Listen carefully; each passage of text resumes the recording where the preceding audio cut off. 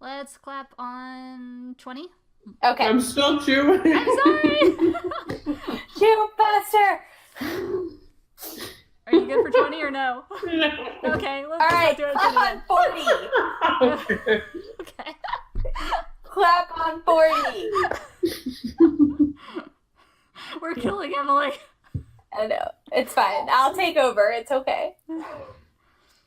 Actually, technically, I only need one of you to clap because you're on the same audio file, so I just need Jordan to clap. It's okay. I'm good. Jordan, you're in charge. Okay. Thank you. Okay.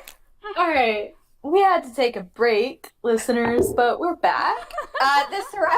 The Soraya arc is very long, so congratulations if you made it. Huge congrats. It was very lower level, us running around like, what is going on? Yeah. Where do we find information? Mhm. It was a very good arc. It's still the longest out of any of it's the the longest. I believe it is, yes. But moving right along, so the group, the party, and we won't get into it, but the party does have a bit the next morning after the execution of Celine of being like, do we stay together? What are we doing? What's going on? And the gluing factor at the moment is that Salme is downstairs in prison. Yeah. So we do have to take care of her. And so the group agrees to go to Alinar, Serial's home.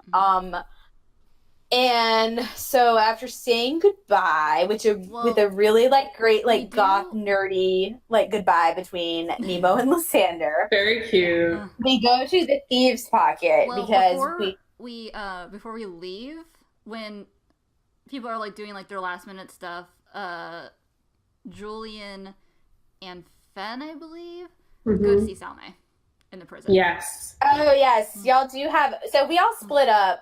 Serial goes to get Lord Rothmore to join the council with Esther because he and Saskia don't get along. And she's like, I'm gonna put you in charge to help keep that in check because her exact words literally to Lord Rothmore are I don't want to be back here in 6 months to deal with this. Yeah. Spoiler alert, guys. The party is back in Soraya in present time now, which is 6 months 3 months later. 3 months? I was like, It's literally, I think it's 3 months. It's 4 or 5 months. Okay. Yeah, so almost 6 months. that doesn't happen. She also steals some horses by telling the stableman in the stable that You lost someone their job that day. I probably did. As an honorary member of Esther's council, it means that I require horses to deal with a royal matter. Well, you took Carver's old horse. I did. I took his war horse. Shiver is now Serial's possession. Spoiler alert for everyone, Julian hates horses. It is a long-running thing in our campaign. He does not like them. They don't like... Oh, yeah, I'm sorry. Most animals don't like... I'm sorry, Julian voice. Yeah. Horses don't like me. The only animal that likes Julian is Mesrim, and he's a fae. That's true. And he is both a real bird and a not real bird. Yeah. So we get some horses, and Fen and Julian go down into the prison to have a conversation with woken up Salme. And Jade, you can take it away because you probably remember more of that than I do. Because Fen wanted to go see Salme because we had found out that whilst Carver was in power, the city was worshipping Thurston, even though it was only Salme and Carver. And so Fen, knowing something was going on with her, she was like, I'm gonna go talk to her, figure out some stuff, and there's some weird connection happening here, so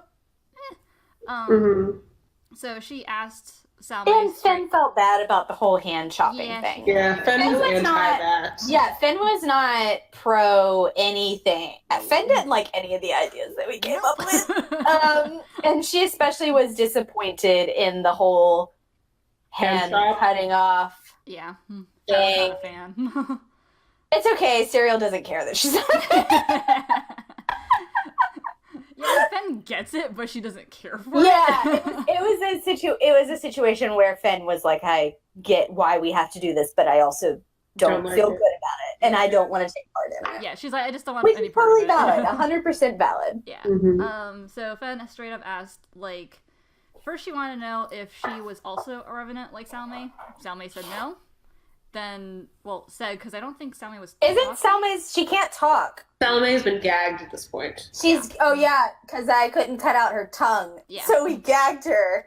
And she also was very confused. Well, right? Yes. What happened was you guys deduced that she didn't quite remember what had happened in her past life up to a certain point, and then her memories kind of came flooding back as she saw you guys. Okay, Yeah. And the last thing Fen got to ask her was, does she know what is up with her? And Salme just kind of smiled, and Julie was like, okay, we're leaving now. Yeah. We're Julian going by this now. point has sort of bought into the party more, and he's very protective of Fen. He actually gives her the fur coat that he wears to the ball. Yeah, It's very cute. it's super cute. So after a bit of Salme being creepy, he's like, we're gonna go. Creepy hot. No, just creepy, Emily. So they leave, and then we all leave, and we make a detour to the thieves' pocket Yes. because we promised Raphael that we would let him know what happened in Soraya, like what was the result.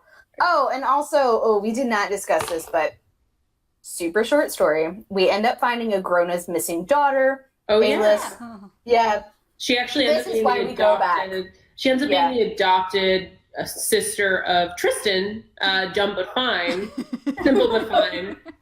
Yeah. And it turns out that she was rescued in some capacity by the Trant family and has been living a very happy life in Soraya ever since she was rescued. Right.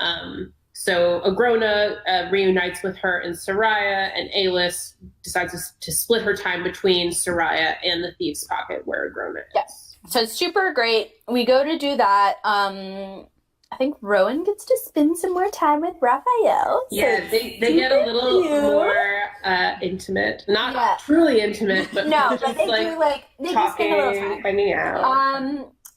Serial and Nemo both read the bounty board that is now put up Yes. in they the do. Thieves' Pocket. Oh, you never talked about And- what Serial saw flying away from Soraya.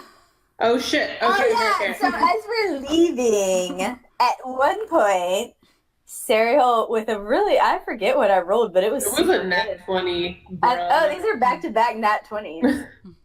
So she rolled a nat 20. I think I've rolled more nat 20s than anyone in the campaign. I think so, Probably. yeah. Thanks you guys my Father, Talus, and Jaffe.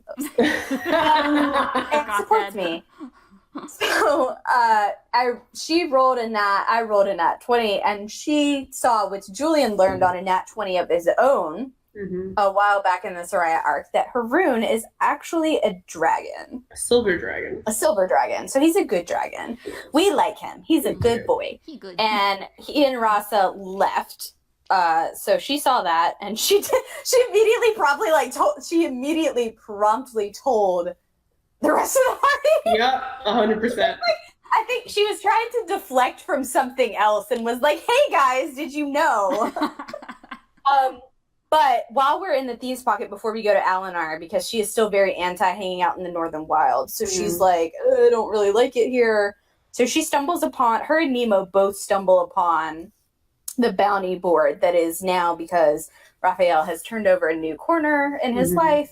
The board is now being filled up with stuff. And Nemo, I think, is the one who finds the books. He does. That for the Requiem Library, which is on the opposite side of the continent, if you return these books, you get paid.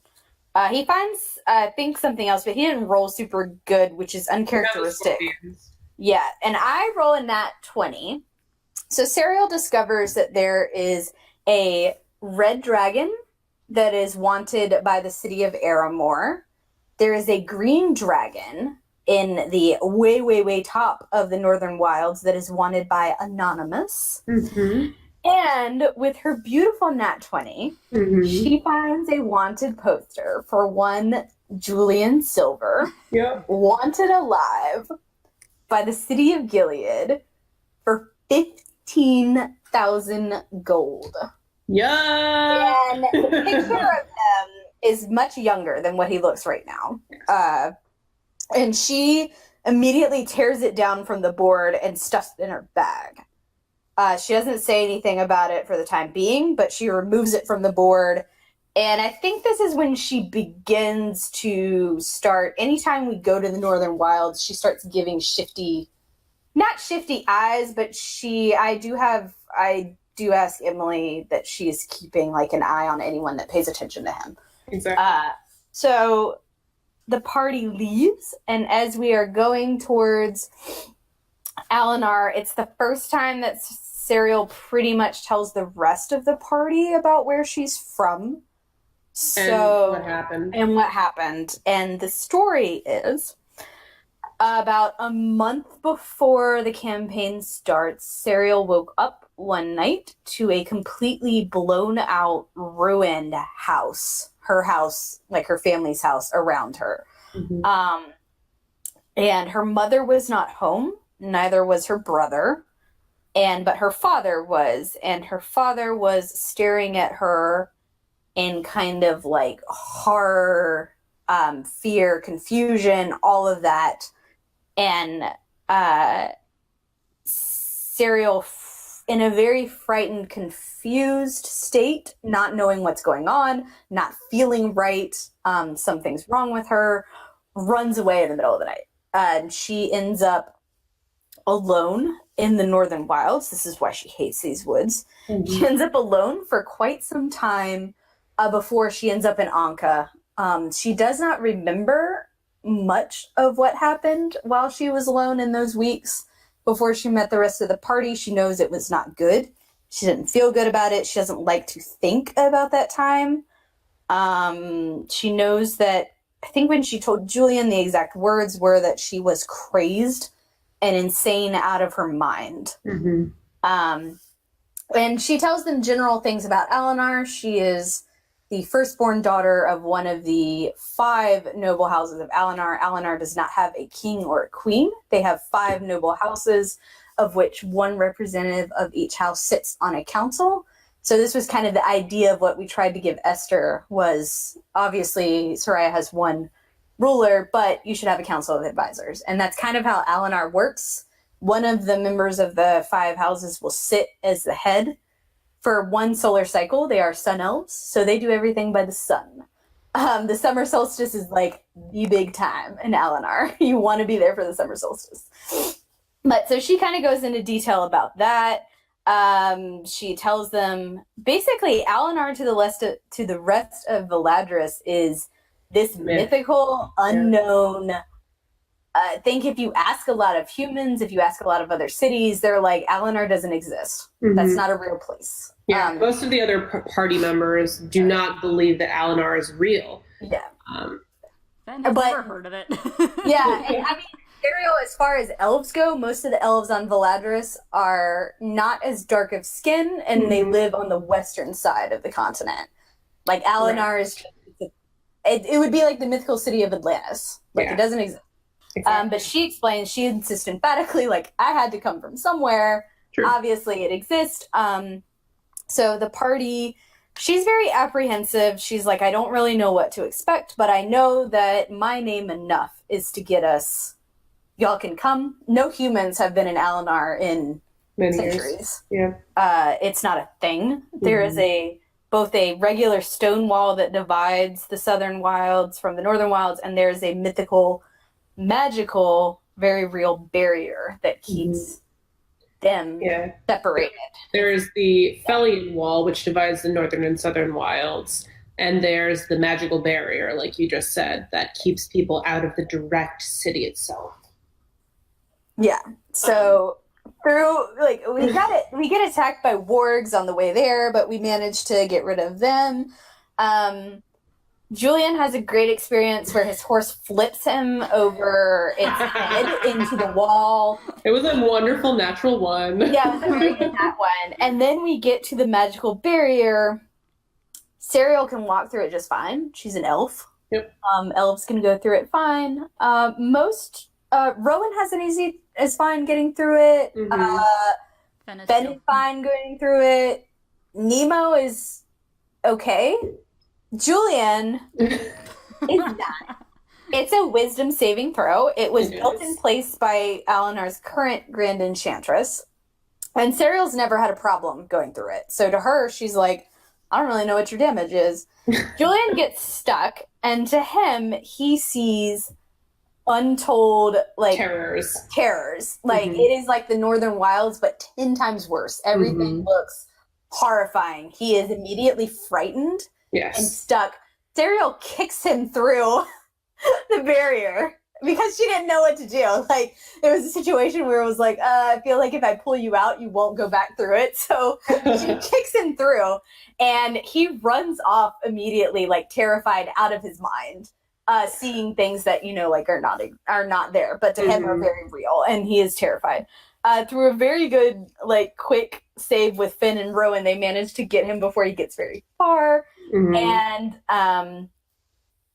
they manage to undo the curse. So they keep walking towards Alinar, and I'll let Emily pick up. Everyone makes their way into this magical city of Alinar. And Alinar is, in my head, very much like a combination of Lothlorien and Rivendell. It is a city very much built into the nature around it.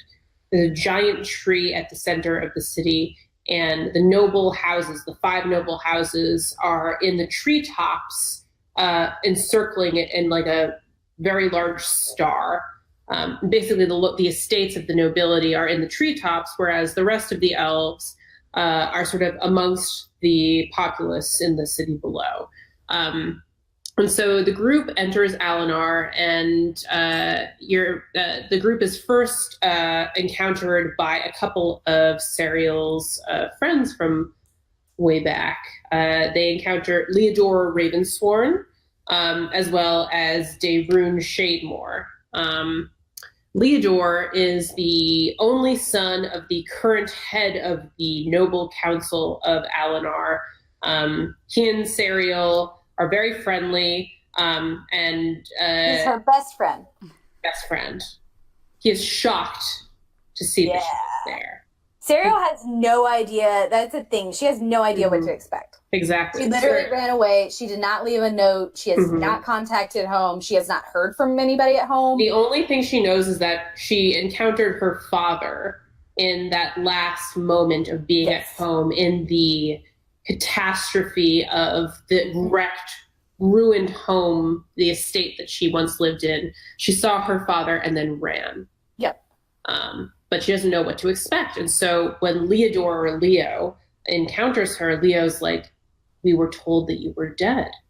And so basically everyone comes to greet Serial, and they're like, oh my God, we're so happy to see you. It's amazing. Dayrune comes to see her, and he's another one of her good friends. And her oldest friend.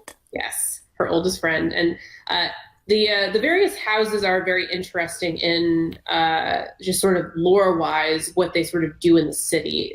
Serial's house, the Golden Stars, they have historically sort of been the ambassadors to the realm. Serial's mother, Sanaya, has been the ambassador for Alinar to the rest of the world, and thus has been very well traveled.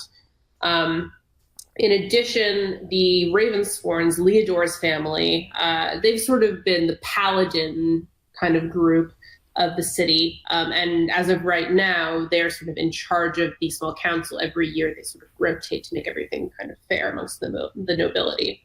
Then there's the Shademores, which is led by Baranon Shademore, who's like the head honcho. Idris Elba, we love him. He has 7 bastard sons. He has 7 bastard sons. He's not married. He uses them to be basically his spies. He's kind of the military. He's not a very good dad. Yeah. We love him as an NPC, but like if you are in the game, you wouldn't love him. He's a dick. And he treats his sons kind of not great. It makes Dayrune an exception. Yeah, Dayrune is the exception to the rule for sure. Yeah. So he's sort of the military, most militaristic of the elven houses. Basically he sends his sons on various sort of spy missions throughout Valadris, which is the continent that you all have the campaign on. Then there's the Freegroves, which are sort of the most druidic of the families. There are 3 daughters, Ronafel, Naya, and Illyria. Illyria, thank you. And then the last of the 5 are the Runesingers. The Runesingers are a little bit of an interesting family. The Grand Enchantress, who's like the most magically gifted of all of the elves, Typhane Runesinger. She's a Runesinger.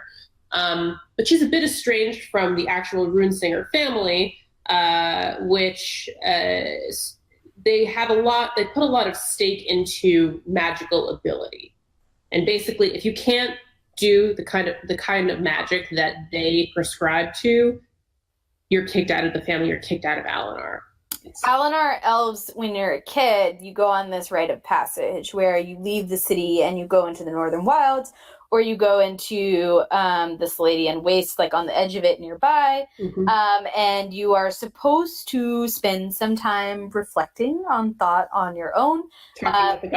Yeah, some of them you come back and you have a vision from Corellon or another god. Sometimes you hunt a creature that appears to you, things like that. And the Runesingers are very, if you don't have a rune that appears on you, and if you don't survive that, they kick you out. The current Runesinger family has lost more than one child by abandoning them. So they're kind of like, the current council has not done anything about it, but it is a very distasteful topic. Yeah, it is a very distasteful topic and aftertaste to many an elf, considering that elven children are special, and there are not a lot of elven children. They're not super common. Yeah, there's not a lot of elven children in Alinar because they have them at a much slower rate than other races. So it is very like,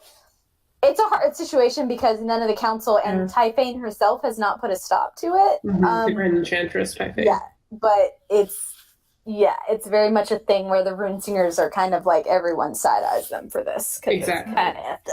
So Sariel re-enters Alinar. She reconnects with her younger brother Bellinor. I had no idea that people thought she was dead. Everyone is shocked to see that she's alive. Yeah. Her younger brother Bellinor is shocked, in tears, to see that she's alive. You all go back to the Golden Star Estate, and Sariel's father, Garland, the tailor, the fancy tailor, he knows that Sariel survived whatever happened in that house that night. So it's clear that Garland has been perpetuating this lie that Sariel is dead. He's actually distraught that she appears Exactly. Back. He says, you got to get out of here. Yeah, he immediately tells her, like, you should leave. You shouldn't be here. And so it comes clear to her that he's the one that has perpetuated this lie, and which is a bit shocking to her because her parents have been married for over 200 years. Like, he lied to his wife. He lied to his son. Like, he let an entire city think that she's dead. So she immediately is like, crap, what's going on? Like that you would, like, say this. And then her mom appears, and Sanaya is she's a great NPC because I don't think the rest of the party has really learned enough about her to know why she is the way she is. But short story, it's not that her and Sariel don't get along. It's that they love each other. They do. It's that Sariel is afraid that she would never be a perfect image of her mother. Exactly. And it's what she thought that Sanaya wanted, which is not at all what her mother wanted for her. But they have a very good reunion of her mom being like, first off, you're alive. And then second of all, like, where have you been? Like, you've been just away. And Sariel's like, look at me. Like, do I look like I've been having a good... The party came out of Soraya looking beat to hell. Like, they weren't bloody when they showed up in Alinar, but they are tired. Emotionally. They look stressed. Yeah, like, emotionally, they look like they've been put through the ringer. And so she very much is like, does it look like I've been off having fun? Like, what do you think? So they have, like, a good reunion. Right. And basically, Garland eventually has a talk with Sariel about why he told everyone that she was dead. And he said, like,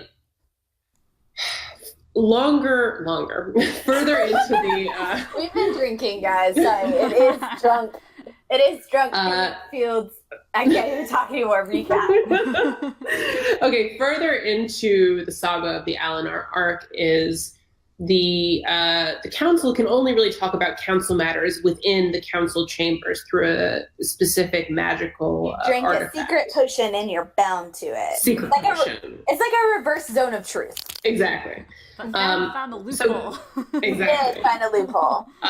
Super good at that. Garland says that he knows enough that if someone like the council found Serial and her new power, they would use her to protect the city at all costs, even at the cost of Serial's well-being. And so Garland was like, I can see that you can do something incredible and incredibly dangerous, and I know that the council will want to use you for that.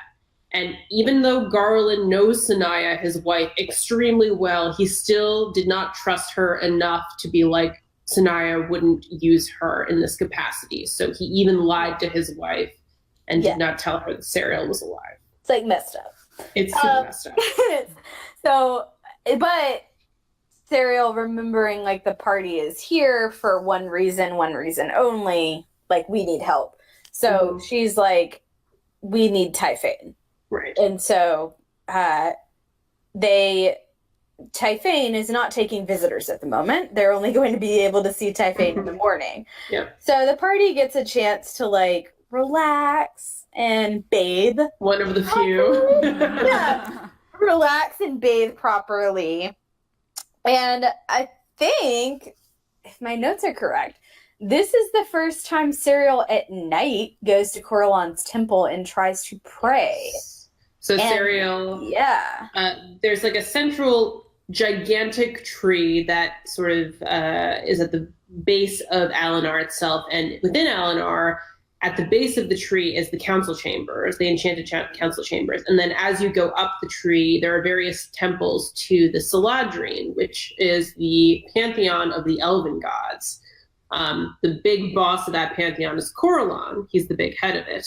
And his temple is at the very top of the tree. So Serial went to this temple, prayed to Coralon after having radio silence from the Saladrine for many, many years. Yeah. And instead of contacting him, she saw a female figure dancing in Coralon's temple. It's the first time she's ever, other than the Raven Queen, it's the first time she's ever had a god talk to her. Yes. Yes. In addition, Serial goes to Typhane along with the rest of the group, and People Typhane learn different things about each other. Yeah. Typhane asks Serial to show her what she can do. So Serial shows her fury powers. And Typhane also, I think, underlines you got to go see Micah. That's the only other person. She says to go to the Requiem library. Oh, okay. Because they might have information on someone she knew a long time ago named Micah. Exactly. He tells Fen that Fen has a hole in her brain. Basically, she tells Typhane, who is the Grand Enchantress of Alinar, the most magical person. She's probably actually, what we learned later on, Serial didn't know at the time, she's at the time of her being alive, she's probably the most arcane person on Valadris. Yep. Yeah. So she tells Fen that she's Fen like 1,000 years old, listeners. Yes, exactly. Yeah, she's very old. Fen is something called a conduit, where gods and divine entities find it very easy to channel themselves into Fen's head. And it's part of why it's been so easy for gods to give her various prophecies or some kind of religious awakening. This happened with Ioun. It happened with Tharizdun, apparently. That was the original dream that Fen sent. When did Fen tell the group about that? She hasn't yet. She hasn't yet. Dark. It's not. Yeah, it's after she has the dream from Loth. Okay. Yeah. Which happens after we come back. So Fen, her brain is basically open for any divine entity to kind of run wild and influence her. So Typhane is like, you have to go see this group of monks that live in the city of Sul, which is like this ancient mythological city that no one really believes is real, but Typhane puts like a pin on their map that they have and is like, go here and they can help you in the middle of the desert. In the middle of the Seladian Waste, which is like this huge chunk of desert in the middle of the map. It's almost impossible to get to. So that happens that night before we had slept. Sariel confronts Julian about the wanted poster. Yes. She gives it to him and essentially is like, I don't need you to tell me whatever your damage is, because she and a couple others have tried to get Julian to open up about... He's been not about it. And he's not about opening up. When the whole Selene Esther thing goes down, she can visibly tell that he is messed up about it, but he is like, get out. I don't want to talk about it. So she tells him, I don't need you to tell me what it is, but I need you to tell me whether this is a problem, like for the safety of, like, I let you into my city. I need to know, right, like what type deal on that. And he gives enough that she's satisfied on, you're not an actual problem.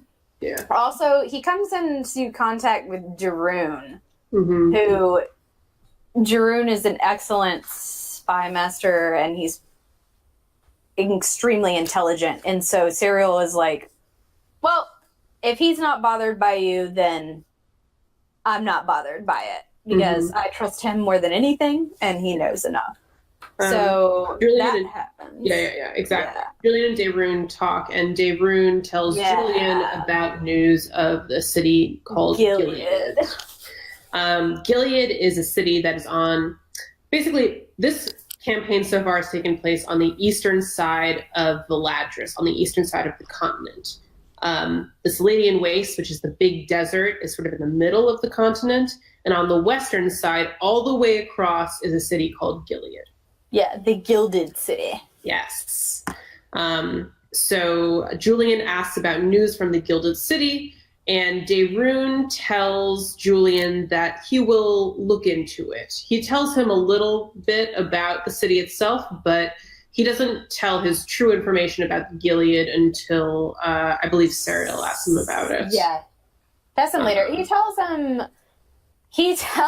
Darun does, like, call out and be like, well, I've heard of something going on with the Count of Scales. Someone broke his heart, and he's gone insane for 7 years. And, I mean, you seem to be a wanted man. But Darun does tell him, I don't believe any of that's true. Yeah. So Darun makes a judgment call right then and right there, which satisfies Sariel. Yeah. Because Darun has been to Gilead, and that's where he's gotten his information from, and he can tell that there's something rotten in the heart of that situation. Yeah. And regardless of whatever gossip is going around, he trusts that this man, Julian, before him, is more than just some criminal. Criminal. Yeah. So then everybody goes to a council meeting. Yes. So everybody, in order to get into the council meeting, they have to sit from this cup of silence. So they can't talk about this, whatever happens in the council, outside of the council chambers. Julian is actually not at this council meeting. He is not. He misses it. Everyone else is. So he's busy with Darun, and then he gets lost. Yeah. Everyone except Julian makes their way to the council, and the council basically lays out the issues of Alinar, and they reveal that the reason why the southern wilds and the northern wilds, which are connected in a large forest, are so different is because of the wall that separates the two, called the Felian Wall, which was instated by an ancient hero of Alinar named Felia.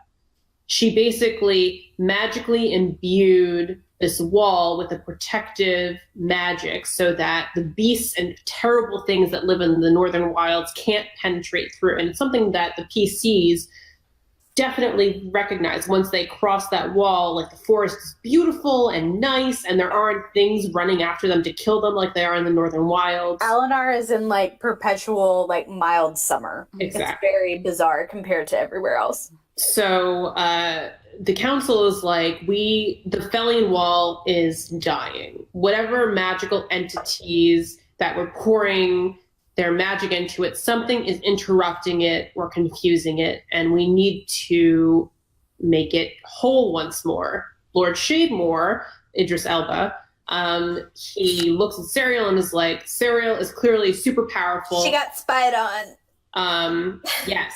It is, if we backtrack a little bit, the daughter of the Runesingers, who has proved herself, Ninilith Runesinger, she and Serial are sort of in the same age group, I would say. Ninilith is a bit younger than her. I feel the need, and this is going to sound so mean, but I feel the need to point out that Serial has never once in her entire life thought very much about Ninilith. Because Ninilith keeps her, and not in a mean way, like, Serial now, like, in the campaign, Serial has a short-tempered fuse. She has a good heart, but a bad temper. That's the best way to describe her.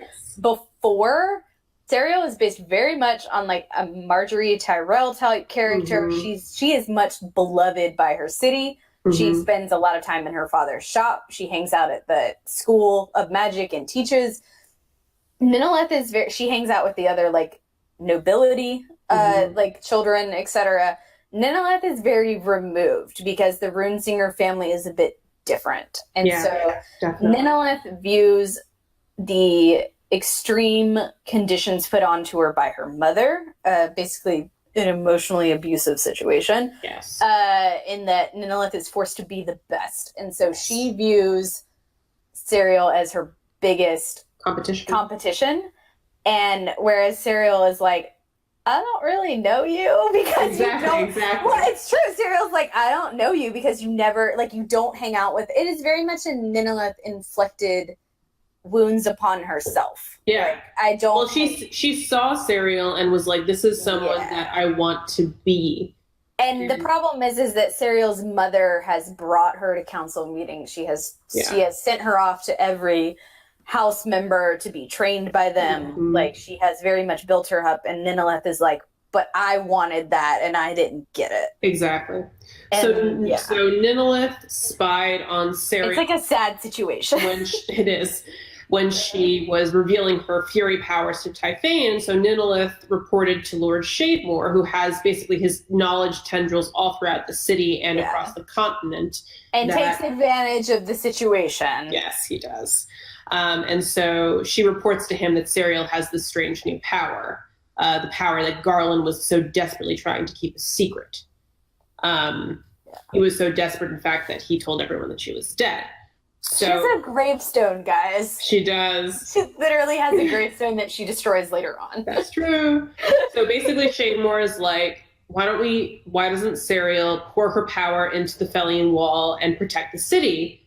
However, this is not a true option because it'll kill her, basically. And so, he's also like, why don't you go hang out in the Northern Wilds and just murder off all of the beasts in there? To which Serial's like, I hate that place. Go screw yourself. So there's a big fight between Shademore and Serial's mother, Sanaya. And in an unexpected, perhaps, turn of events, Sanaya is like, she's basically like, fuck you. Serial's not going to do that. This is unacceptable. And, we're going to find a new way of doing this. And basically the council, through various political machinations, kick Sanaya out of the ambassadorship. Yeah, her mom loses her job. Yeah, saying that she's not thinking objective enough. She's not objective enough. She's too subjective about this emotionally. And so basically the council's like, well, we need to find a way to reinforce the wall. And if we're not willing to sacrifice Serial, then how are we going to do this? But it turns out they're all just a bunch of hypocrites because a long time ago, the Sun Elves and the Drow, who live underneath this portion, pretty much this portion of the continent, like I guess the three cities are spread out underneath this side. Yeah. A long time ago, they made a deal. Yes. That they would both work together to build the Felian Wall, and it would protect both the North Dark, where the Drow live underneath in their three cities, and it would keep Alinar and the Southern Wilds safe. And now that the Felian Wall is breaking, it is breaking up top, but apparently it is even worse below. But because some people want to be racist, That is a direct call out to Lord Shademore, who wants to be That's true. extremely racist. And is like, you know what? We're just not gonna. The agreement was that when the wall broke down, that Alinar would send help to the Drow to help fix it. So basically, at the end of this council session, these two twin Drow come to the council, and they're basically like, they reveal the fact that Alinar made this deal with the Drow, which is totally antithetical to any kind of elven lifestyle. This idea of making a deal with this enemy of theirs for many centuries. The twins are Malice, who is a female Drow, a bard in the College of Swords, and Nyx, who his class is yet to be revealed, but he has many runes kind of carved into his skin all over. And they explain that the Fellian Wall was a combination of efforts in between the elves of Alinar and the Drow of the North Dark, which is an entity that basically a place that is beneath the wilds, both southern and northern. And they turn to everyone in the council and they say, we are now calling in our debt that we made so many thousands, like hundreds of years ago, where the Drow could call upon Alinar for aid if something terrible happened down there. Yeah. And so they said that they live in this city called Kintaroth, and they studied at this place called the Inverted Tower, which is like basically where all of the magically gifted Drow were taught. Their father taught there. And basically they said, the Inverted Tower has gone dark. We can't get inside. The Fellian Wall is crumbling. We need your help. What say you? Yeah. So Sariel is like, you can't make an agreement and then not honor it. Yeah. And she is like, I will go. I can't speak for my friends, but the rest of the party is like, yeah, we're going to go. Duh.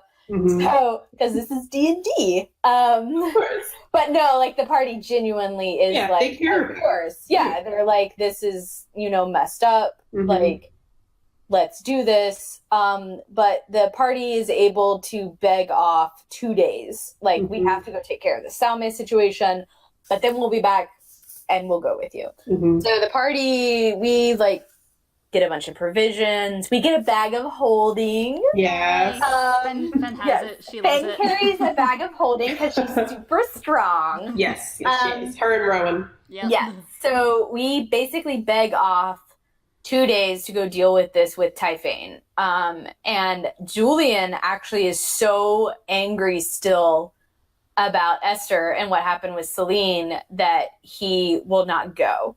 And so the party is like, okay, we're only going to be gone a day because Typhane can teleport us and then bring us right back. So, that's fine. Don't come with us. It's okay. I'm not going to make you go, where you're obviously, and it's not even Julian was just like, nah, I don't want to go and is being a brat. Like, he is visibly distressed at the idea of, going back. It is clearly a situation that bothers him extremely. Mm-hmm. So we... go. Well, first, I think we spend the night in Alinar, and Fen has a dream of Salme. You do! You do! Yeah. Take it away, Jane. You do. You absolutely do. I remember... Is this when you first... No, you don't tell till after. When She doesn't say anything until after. Go for it! She dreams that she's in Ravenwing Prison. Yes. And she sees Salme there, and she's whole, she's not bound, she has her hands again.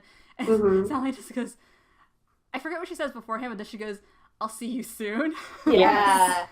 And then, it was pretty creepy. It was great. Yeah. Super creepy. Yeah. And then Fen wakes up and she's like, okay. Cool. That's interesting. I'm not going to say anything yet, but okay. Mm-hmm. Yeah, so Fen keeps having these weird dreams, and Fen is like, I'm not going to say it right now. So she doesn't. And we go with Typhane back to Soraya.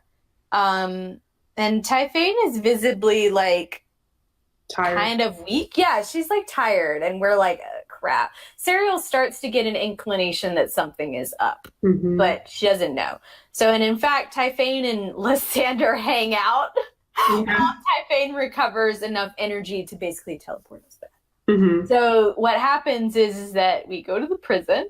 Oh, it's so bad. Okay, It's so bad. It's so bad. It's so bad, guys. They go to the prison and Okay, first off, though, we are very much like we are not here to hang out in Soraya. not here to hang out. We are doing this and we are leaving because we are all still so bad.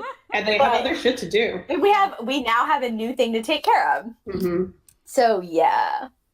Take it away, Emily. So basically, Lysander he hangs out with Typhane a bit, but actually he's walking with you guys, and then a group of people come up to him after it turns out that he's actually also been placed on the small council at the behest of Esther after He hates it. so much. He only agreed to do it for a year, and he definitely keeps a calendar marking down the days. Yep. To when He does. Day 1, day 2. He hates it so much. So basically, a bunch of guards run up to him, recognizing him as a small council member, and saying something's wrong at Ravenwing Prison. You guys run to Ravenwing in the Merchant Circle, and you find an empty prison cell where Salome once was, and Dimitri, who looks extremely confused. He can't talk, he can't really communicate, but he is hiding behind Alondra, who is his sort of second in command there.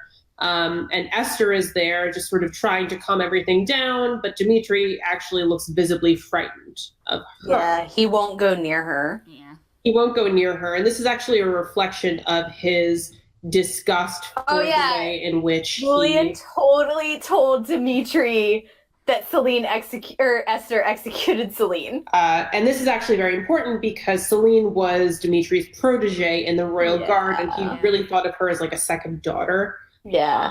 And so the fact that Esther did that, Dimitri is extremely pissed and scared of her. And scared of the fact that this 16-year-old child now has the power to execute people at will, basically. Yeah. Despite the fact that he is her father. So it turns out he's been feeble-minded, and he relates to the party that a strange man appeared in the cell with Salome and cast this spell on him before escaping with the two of them and leaving the city entirely. So Salome has escaped from Soraya, and it appears that all attempts at trying to imprison her have We were going to put her on a new plane of existence. That's what we were going to have Typhane do. Ben made a request for somewhere nice. Yeah. The plan was to put her into sort of like a side plane, but she is now lost to the group. Yeah, so the group is like, guess we'll go home then. We have to like give Typhane enough hours. She needs like 4 hours to recuperate enough. And so she takes us back. She uses her teleportation circle power to teleport the group back to the wall. She doesn't teleport y'all back to her her small hut where she lives. She instead, as Jordan just said, teleports y'all back to the Felian Wall, and you guys realize. It's gonna get sad. Fen does tell everyone about the dreams, or like, Fen not to its full definitely extent, but just that she sometimes has dreams. She doesn't tell them about the Thursden stuff, right? But she does tell them about the dream she had of Esther, which is how she found her, and in this one at least. Exactly. Yeah, so she tells the dream about Salome, and Serial makes Fen promise that any further dreams related to Salome or any dealings with her, that Fen won't keep a secret. I see that face you're making right now, Janine. You all can't see, but Dick is making an extreme face right now. So I just want you all to know that, listeners. Fine. Yeah. Everything's fine.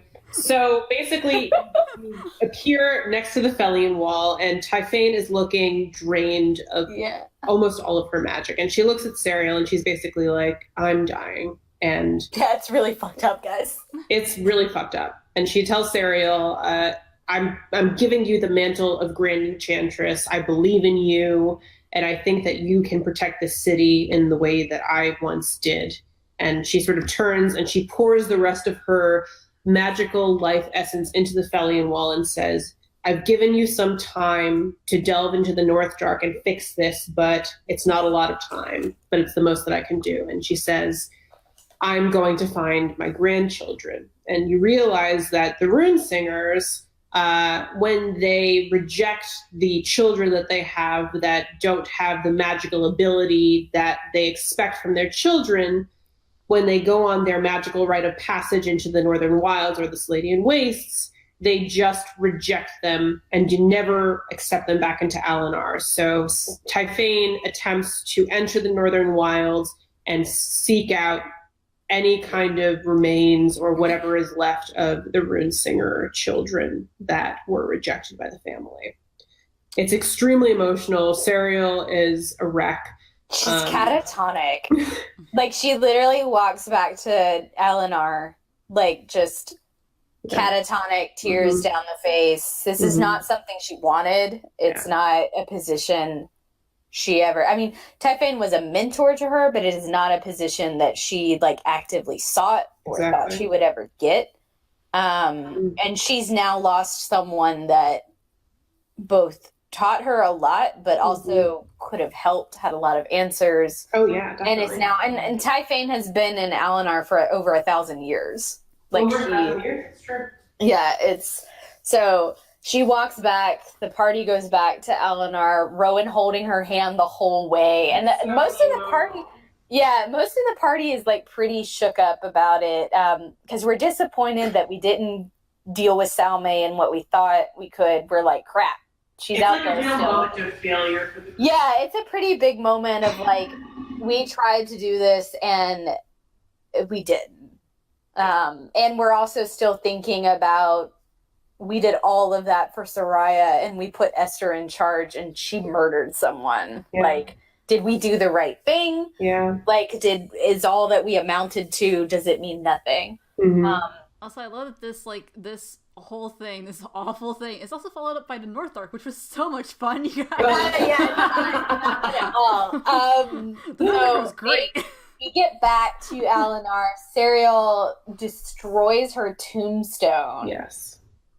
Just like blows it up. And then everyone has like a really good like dog pile, cuddle pile session. It's cute. It's one of the first true like we're in this together moments. Yeah. And then we have one day off, and so the next day is spent. Alinar doesn't really mourn in sadness. They mourn in remembrance, which is pretty much, that's a pretty good like elf vibe of good party. Like you live so long, it's a gift to be able to age so slowly and live so long. You've accomplished so much. And so the next day is kind of spent, Nemo runs off to find some information in books in the library. Is this when we get into the huge Ninileth fight? It is. Do I wake up? Yeah, I was going to say, do I wake up the next morning? Oh, so Sariel goes looking the next morning for stuff on Coralon and like this mystery goddess that appeared to her because she doesn't know what's up with that. She doesn't find a ton.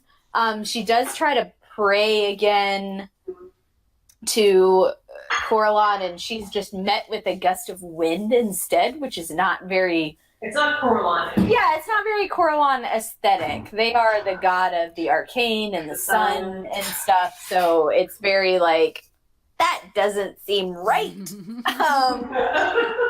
That's different. but she doesn't really know.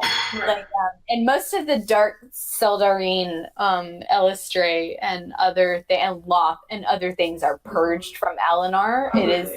It's not a very good memory for Alinar, since Coralon was betrayed, their people were betrayed. Yep. It kind of, yes, Lord Shademore and the others that are like, we're not going to help the Drow. That's a very racist sentiment, but it is based on... It stems from Loth and all of that. Now, whether that's right or wrong is open to your interpretation. True. That type deal. So the next day is spent... kind of dealing with that. We get into this awesome, great fight. Down. It's an ass whooping, okay? I'm drunk enough. Like, Ninileth gets her ass beat. She does. She's not prepared for the fight. She's not. So what happens is Serial is enraged. Yeah. And I've told you all, dear listeners, she has a good heart, but a bad temper. Yeah. And she hates the Northern Wilds. She's infuriated that someone stuck their nose in her business. She is infuriated that someone ratted her out and that someone wants to use her. It's disrespectful to her. And so she goes looking for a fight. She's not even, I can't even say honestly that she was like, let's talk about this. She goes looking for a fight. She was ready to beat someone up. She was. So she thinks at first that it's the youngest Shademore kid that spied on her because he runs around being pretty quick, being pretty fast, and that. But it comes out that it's Ninileth. Shademore lets it slip that it's not his youngest son. It's Ninileth who did it.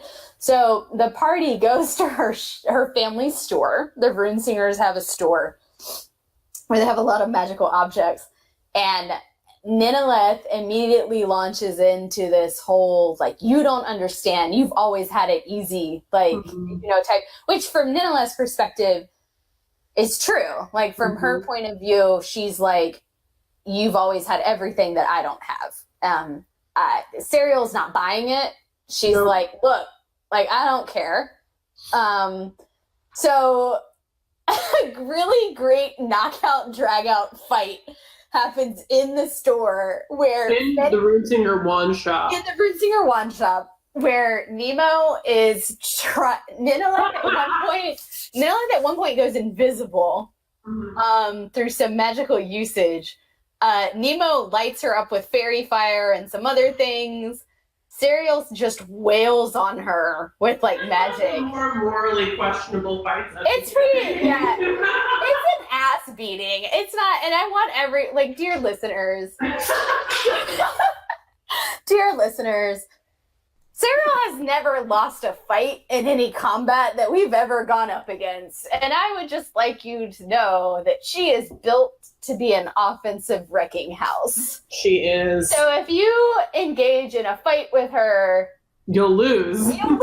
She's the undefeated. She has killed Shadow of a God, a dragon, with other party members included. But there is a moment in the future where she does not win, and it's amazing. What is that? Belmar. Oh, yeah. No, that's great. Her and Nemo. Yeah, that's great. One of my favorite fights of the whole That is such a good fight. No, but it is very in general, she is a winning machine. Yeah, she's a killing machine. Yeah. So beat the shit out of Ninileth. But up front, Liam and Fen and Rowan are trying to tell the Runesinger staff that everything is fine and nothing is wrong. In the back of your... And please don't go tell anyone. Like, everything's chill. Rowan's like asking, how much does this wand cost? And like, back. So eventually Serial gets her down to like almost like 1 hit point. It's pretty bad. She'll kill her if she keeps going. And it essentially is just a moment where Ninileth is like, I don't know what you want me to tell you. Like, this is the situation that I'm in. But she doesn't offer up anything else about the situation that she's in. And Serial just tells her, if you stick your nose in my business again, you won't like the result. Yeah. So the party leaves. Yeah. So the party reconvenes with the twins, Malice and Nisk. We have a really good night. Do you want to do the aura readings? Oh, yeah. So we have a really good night of going to the... This is so bad coming off this fight. I'm sorry, dear listeners. I'm going to call us dear listeners. And listen, I want to tell you, the Ninileth situation becomes so much better soon. It does. I promise you. It's really good. They're really great now. She helps her out a ton. It's fine. But True. Party spends a night drinking and honoring Typhane's memory. We go to the Freegroves bar. The youngest Freegrove, Naya, is a bit of a druid that can see auras and like readings, and she reads each of the party members. Mm-hmm. And this leads to one of my favorite random interactions ever. Rowan gets her aura Mm-hmm. and gets told that like you're lying about something, but you don't want to admit to it, and you don't want to admit to it to yourself. So the aura Everyone's readings, been drinking too. the aura readings, just to like get a basis on everyone. Serial's is dark red, seated in deep rage. Yeah. The red shows being grounded, survival oriented, strong willpower. Hints of dark blue, which is a hint that she fears what she is. Rowan, like we were just talking about, she's a bright emerald green, a healer based in love, but the edges are a dark pink, signifying a lie or immaturity. Yeah. Julian, dark muddy blue, a fear of self-expression, fear of speaking and facing the truth, deep red bits falling off of him like he's losing the will to survive over time. Fen, deep greens indicating a strong tie with nature, growth and balance, patches of violet, which indicate divine wisdom, a dark blue, again, a fear of self-expression. Nemo, the aura is like a shadow of a shadow, dark blue, nearly black, fear of self-expression, fear of what you are. His energies overall are blocked, like they've been stripped from him. Yeah, and Nemo has been running around in Alinar looking for books on the Shadowfell, looking for things about...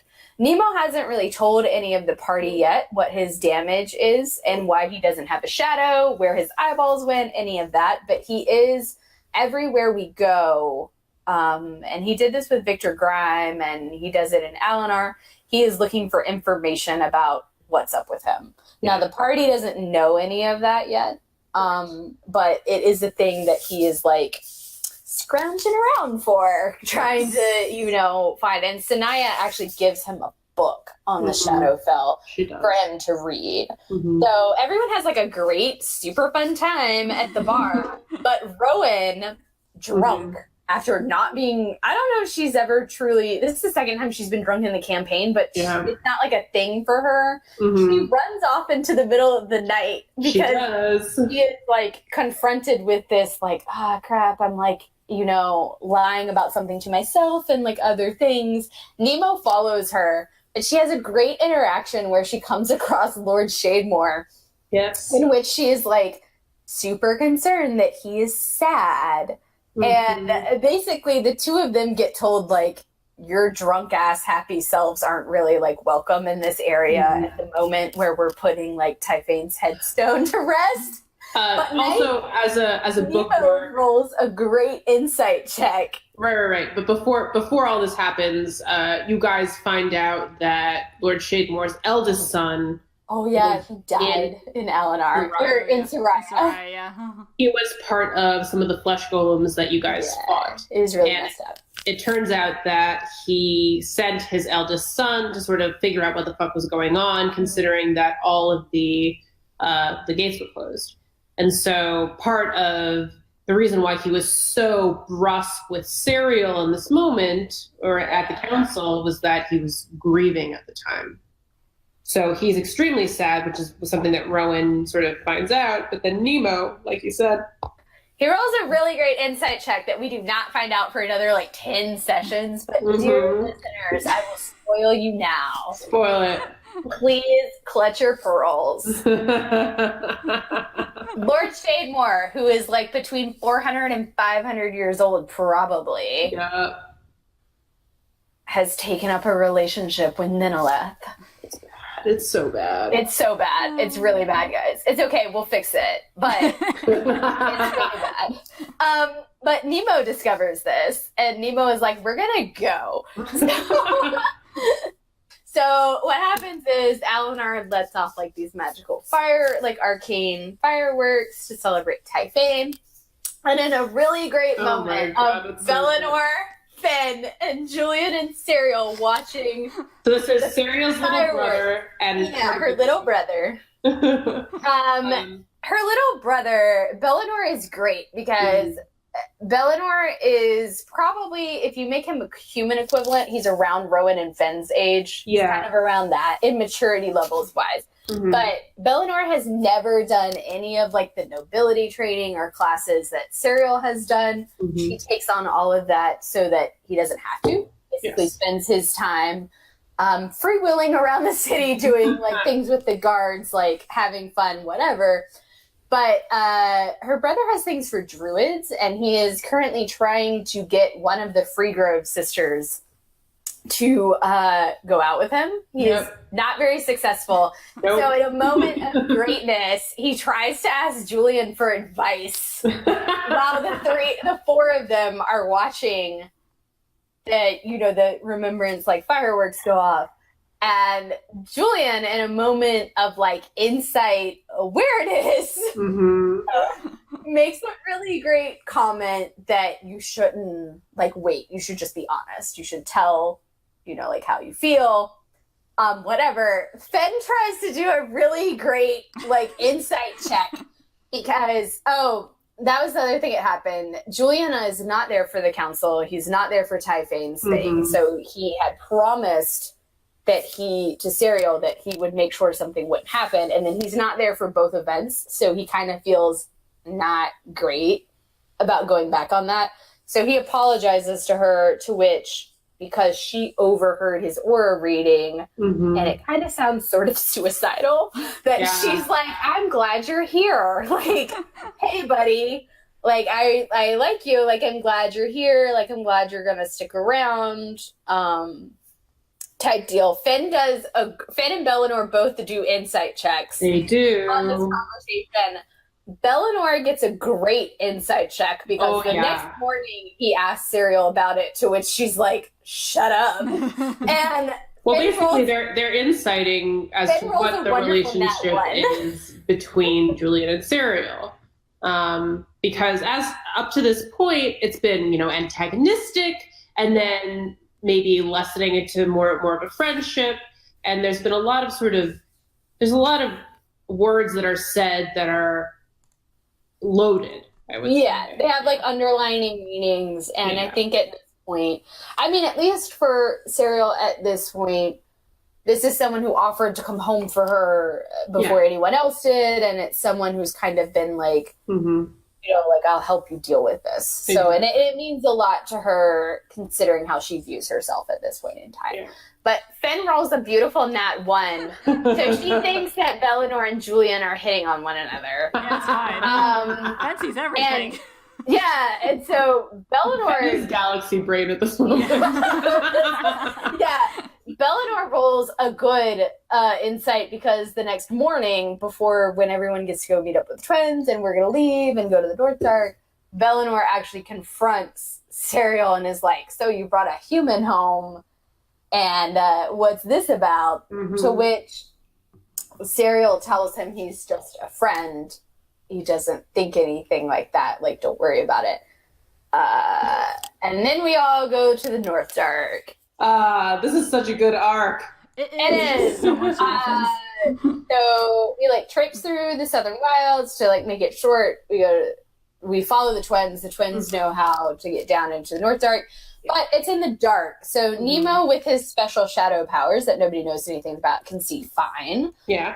Other certain human members of the party cannot, and so all of us except for you.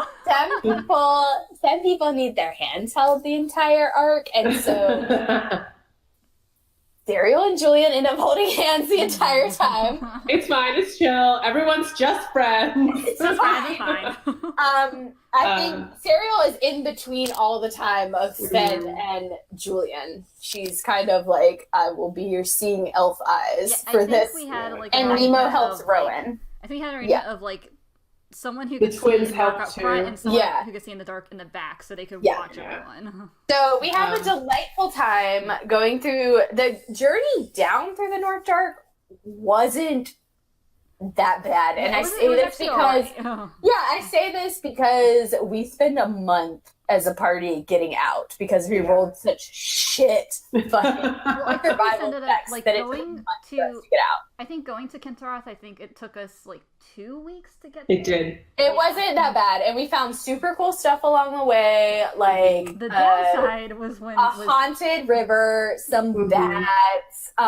We found, to cut a short story short, we found some mushrooms. Yes. And then one night before we get to the city proper. Basically, the twins so far have told you the basic story is that the inverted tower was like a place of learning, magical learning that was run by their father, Abraxas Duskrum.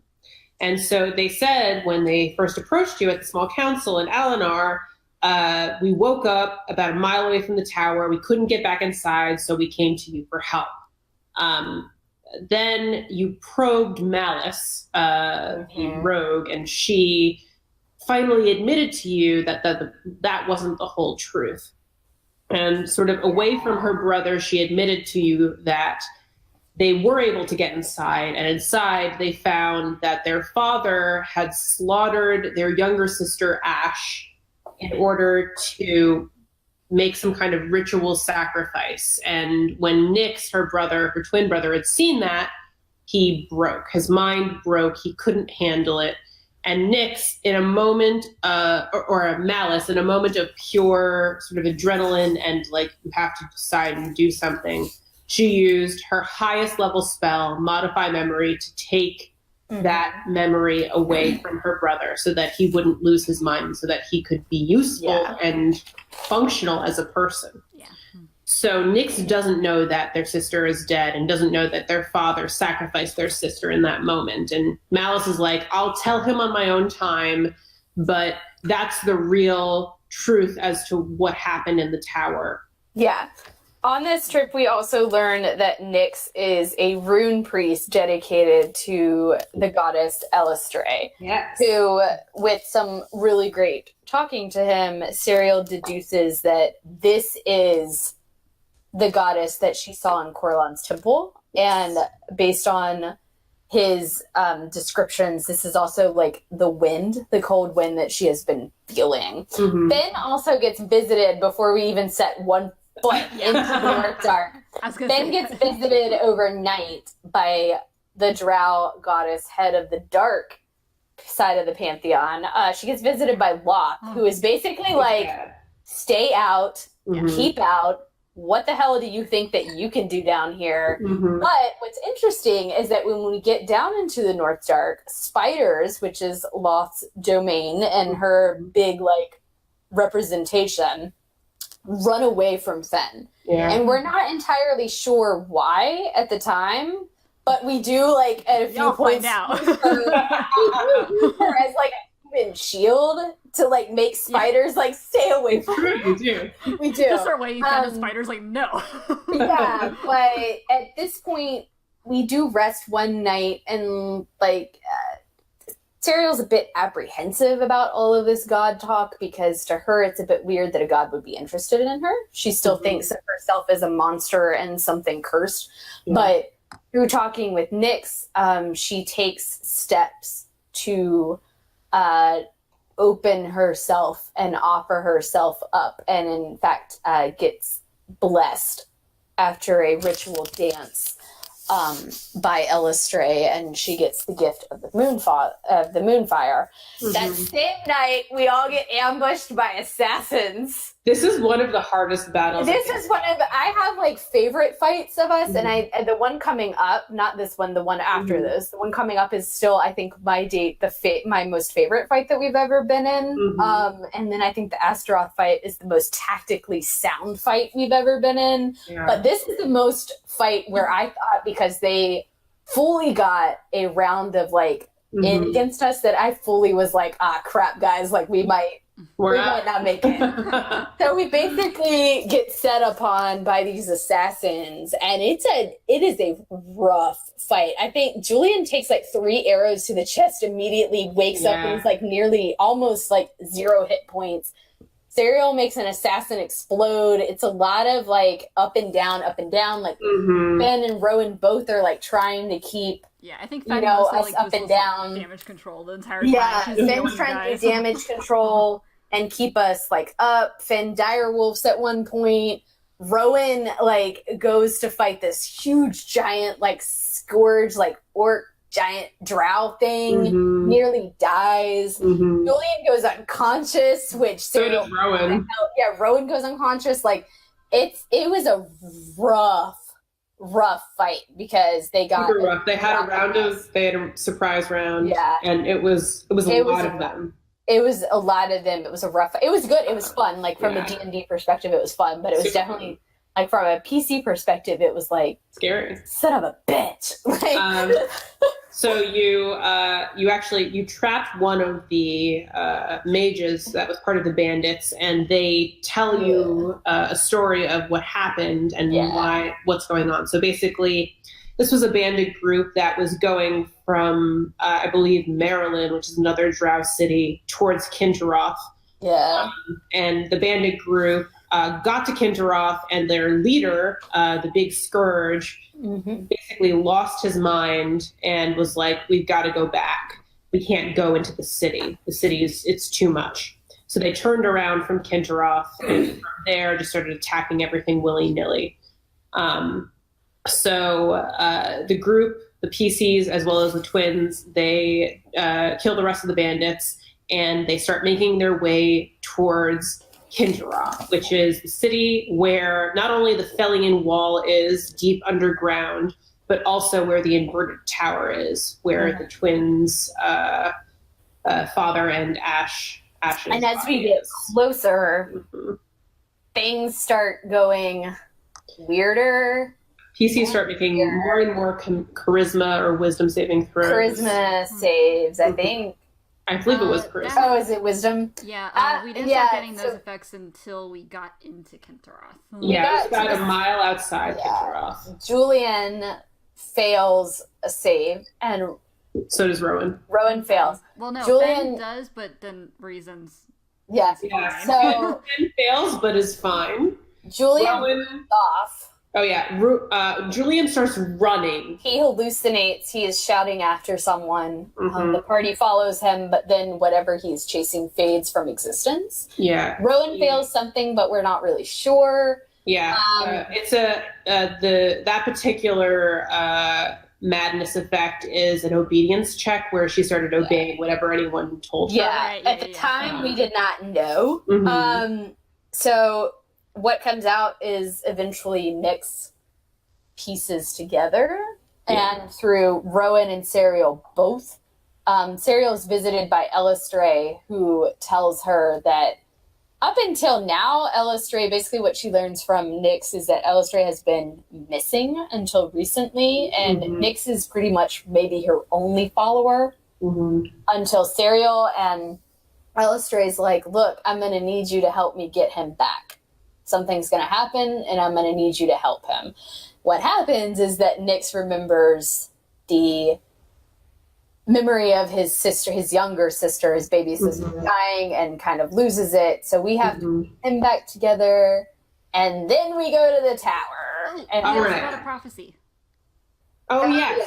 Yeah. I'm trying to not spend a billion years on this I know, arc. but Sorry. that was actually kind okay. of important. So there's a seer that is running from Kintaroth who has been driven mad apparently, and the seer gives a prophecy about a 5-pointed star. Let me see if I can pull up the exact prophecy. Yeah, I know it's somewhere. I definitely did not read it right. I got it. Serial started. Okay. She has it. The exact prophecy is a 5-pointed star in the abyss of night guides us home. Do you see it? Do you hear it sing? He rises from within the fissure, shirking his chains at long last. They make the path, and he will walk it. Hand in bloody hand, these shall be the Madlands. You already have one. And she, at that point, stared at Nyx. And then she looks at the group of you and gasps, I've never seen stars before. Yeah. That's the full prophecy. Yay. That's actually the design point behind the notebooks that we have. It is. Yes. So then we do some sneaking around, but we decide ultimately, like, let's just go to the tower. Let's do this, whatever. Mhm. So we go through the tower. We have to fight some things on different levels. More people have to do everyone, but more people fail saves and checks as we go down. There are various madness saves that keep on occurring, and Fen and Julian both fail there. Fen also had a fun conversation with Thuristan. Yeah. So Yeah. Fen has a vision of a strange, well-suited man who approaches her and basically says, "What does he say? What does he say at that point?" He basically, it wasn't he like, Doesn't he your give her an friends can't offer help of you? power? Yeah, he Yeah. offers you power, and he's like, your friends can't help you and stuff. Yeah. Yeah. So he gives her an offer of power, and Fen's like, what the fuck? Yeah. And so Julian keeps on hallucinating these people from his past. Called Reese and Isolde. Yes, called Reese and Isolde. The party doesn't know who these people are, but he does say their names out loud. He does. So we are a bit confused as to what. Eventually, you guys get to the way that the inverted tower works is that the tower itself is situated on a cliff, and then the tower itself dangles from the underside of the cliff face itself. Yeah. So the further down the party goes, the further they get to towards the top of the tower. And so eventually they get to the top of the tower, and they face off against the black avatar of Thurisdan, as And well three as harpies. three Side note- harpies. Side note, I Yes. just found what Thurisdan said to Fen. Please go ahead. He says, "I'm looking forward to meeting you in person. That's not me downstairs. That's just an echo. That's right. You know where I am, though. I'm everywhere. I'm in the darkness of this land, feeding off the chaos of blood, confusion, and strife. And of course, I'm in your head. Have been for a while now." Yeah, it was So great. this And is the then- first recognition that Thurisdan really is messing with Fen's head at this point. Yeah. And then he tells her that it's been easier for her in the North Dark. It's because his mark is upon her, and those who fear me fear you, and I protect my own. It's why the spiders have not hung around Fen. Mhm. And it's also why we catch like whispers from the few people that outer about that Loth has abandoned this city. Which is kind of like, what? Yeah. Right. So this it is makes sense considering that Yeah. Black Avatar has taken over. Yeah, so this is like my favorite fight that we have ever had in the It's campaign. very awesome. And it's because it is so messed up. So the Black Avatar of Thurisdan has like all these like legendary actions that basically turn Nemo Oh god. and Julian against the rest of the party. Mhm. Rowan gets amnesia in the fight. Fen and Serial are No, Fine. Fen had madness. Fen had Yeah. madness. I have no madness. Serial's only like excellent saves are charisma saves. Yes, Anything Fen- else, she's crap at. Yeah. But Fen does this get fight- a madness, but it doesn't come out until much later. Yeah. Fen does get the madness effect, But it's but not it's visible. long Yeah. So this fight ends up being Serial like not insane, not mad, like 1v1ing this Yeah. avatar of Thurisdan. It's true. Julian stabs Finn. Oh yeah. Emo It's attacks bad. everyone. Rowan has amnesia. I think It's Fen- like a bad time, listeners. It's Yeah. not great. But Finn does get the killing blow It's pretty awesome. on the Black Avatar of Thurisdan, and she collects his antlers afterwards. It's Mhm. pretty dope. So that's the long story short story of that fight. Yes. We find some cool stuff down here. Mhm. But lo and behold, killing the Black Avatar of Thurisdan does not wipe out the madness effects. Mhm. So what happens is Rowan has no idea who any of us are. Mhm. So one layer of the madness effects lasts for 24 hours. Is that what it Yes. was, Emily? Yeah, so But eventually- as party members, we are Um, tapped out. We don't Yeah. know this and are like, holy crap. We Mhm. have to convince Rowan that, which, to be fair, Rowan is a pretty trusting person. So Yeah. it didn't take, it Too was, much. it didn't take that much for us to be like, you came down here to help us. Like, we're your Mhm. friends. We love you. Like, Mhm. please don't leave. Like, Mhm. because none of us had any restoration spells or anything left. It was like, can we find somewhere that we can hole up Yeah. until the next morning. So the group goes to Also, the Dust finds a Friend's dagger. house. Yes, Fen does find a dagger, very importantly. Yeah. Yeah, chill dagger. It's fine. The group of you head to Dust Friend's house, and you guys kind of recuperate. Julian is still mass hallucinating still. And this is one of my favorite moments of the whole campaign. Please go ahead. So I think what happens is Finn and Rowan stay together downstairs, right? Yeah, because Rowan was really protective of Fen because she saw Nemo and Julian killing her. Right. And Nemo is really freaked out. We try to talk to Nemo and be like, are you okay? Like, do you want to talk about it? And Nemo does not. But Nemo does take and trade out a circlet with the twins. So he does spend some time with them. Serial takes mass hallucinating Julian upstairs. And in a great, like, series of, God, she tries to prove to him that he's not. So Julian is mass hallucinating another person in the room. He thinks that this person named Reese is in the room, another man. And he is frightened and he is freaked out. And she tries to prove to him, no matter where he turns in the room or he looks out the window, he sees. And so Serial tries to prove to him, like, one, she tries to be like, there's no one there. Then she tries to prove to him that's not how magic works. Like, if there was somebody here, like, what she tries to throw a dagger at wherever Julian points that this Reese person is, and it, like, to her, and Julian can see that it sinks into, like, the wood, like the floor, but he still can't, like, he doesn't roll high enough on the checks to, like, believe. So it ends up in a great moment of he tries to throw himself out the window, and Serial has to, like, body check him to the floor, which is great because Serial has a 0 modifier to strength, and Julie has a +1. But I rolled high enough to wrestle him to the ground. It was close. It was really close. But it ended up being a great moment where Julian, frustrated, afraid, scared, and afraid, being like, this person's not after you, they're after me. Like, you need to get away, you need to let me go.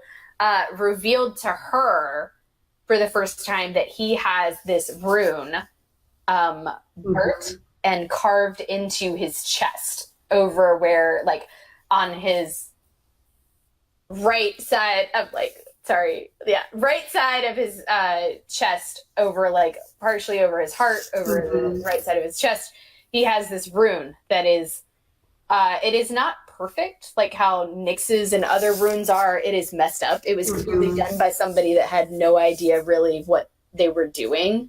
Exactly. We're not an expert, we'll say, in what they were doing. She's able to make out that it is some type of Dwarven Elvish combination. It looks pretty weird. It's like burnt at the edges. And I think she's able, I think he tells her it was put on him. He doesn't reveal everything about it, but he does tell her, she basically refuses to leave and is like, well, if you're going to mass hallucinate all night, then I guess I'll just stay right here with you, type deal. So because he's, like, insane. It's not good. It's not good. Like, he tried to throw himself out a window. He's, like, visibly, like, insane. He's not doing too good. So I'm checking my notes exactly for, like, what she, like, learned from this, because his full backstory doesn't come out for a while. But I think this is the night where he did say that there's someone in the Shadowfell that he needs to get to, and she does say that you'll go. Yeah, she says, then I'll go with you. He asks her, what do you know about the Shadowfell? And she knows through a good enough roll that it's an inverse of this plane that they exist on. Things that are dead live there. Things that are warped and twisted live there. It's not a plane of existence that either of the two of them should be on or would live on. It's a nice little reflection of the moment of when he tells Serial that he'll go to Alan Arwen. Yeah, so she says, her thought process is, you helped me with this, and you're insane right now because you came down here, so I will help you because you helped me, and you helped my city and my people. So she's like, I'll help you figure out whatever information you need on it, that type deal. So they sit there the whole night dealing with his insanity. But luckily, when we wake up in the morning, everyone's fine. Everyone, well, sort of. Wow. The first layer of madness is gone. Y'all think that Fenn is fine. It's good. We do. It's great because these madness levels, Rowan's was not detectable. Fenn's was not detectable for 5 ever in a day. Yeah, the way in which the madness levels work is that there are 3 levels. There's the 10-minute level, there's the 24-hour level, and then there's the indefinite level. And each one can be taken away by a greater restoration. But if it's indefinite, it stays there until you remove it. Yeah, I think in Fenn's case, Thorsten kept her from getting the 24-hour and the 10-minute one, but she got the indefinite one. She did. Yeah. So Rowan, Julian, and Fenn come out with indefinite madnesses out of the North Dark. Julian's is pretty easy to pick up on because he's paranoid, right? He's paranoid. Yeah. Super paranoid. He is super paranoid. Like I said, dear listeners, we fix the wall. We fix the wall, and we decide that Nyx and Malice will stay, and that they will work towards Kendroth becoming a city devoted to Elistray and not to Loth, because it's an opening with Loth gone. But it takes the whole party to fix the Felian wall. It's a really great moment of the party coming together and working. It required everyone contributing some type of magic or some type of skill in some way. They all sort of bound together, and they find what I guess I'll call a remember-all. It's basically a sphere of remembrance where it showed Serial and the rest of the crew what went into making the Felian Wall in the first place. And it was a combination of many different kinds of people, not just elves and drow, but dwarves and men and people that were forgotten over time, and Serial and the group realized that they need many different kinds of people to come together to reinforce the wall once again, just as it was once made. It was a good tipping point, too, for Serial. And Alinar is very isolated and tucked away, and it was a good point of her being like, that's not what I want to be as this thing that Typhane has given to me to inherit. Like, I don't think that's a thing that we should be anymore. So, it takes us a month to get out of the North Dark. And when we do... Really bad survival rules. Really bad survival rules. And when we do, we don't even come out in the right spot. Sure. We come back out in the North Dark, which is, dear listeners, as you know... The Northern Wilds. The Northern Wilds, which, dear listeners, as you know, is Serial's favorite place to be. And this is when we had our two-party split sessions of basically Slayer's Take, Bounty Hunter style. Yeah. So basically Jade can take away the first part because their group went first. Yeah. The party split into 2 different groups. It split into Fenn and Nemo on one side and Julian, Serial, and Rowan on the other. Fenn and Nemo were approached by Agrona, and Agrona revealed to them that she had read Harami's notes, and it was revealed to her that after his death, he had been taking notes on the slaving company that had taken Alis, her daughter, away from her many, many years ago. And Agrona was like, I'm about to go wreck them. You want to come, basically. Sure, why not? So Agrona, as well as Fenn, Nemo, and 2 members of the Slayer's Take, a blood hunter named Lace, and a Dampier, a half vampire, half human named Caro, 2 guest PCs who we love very much.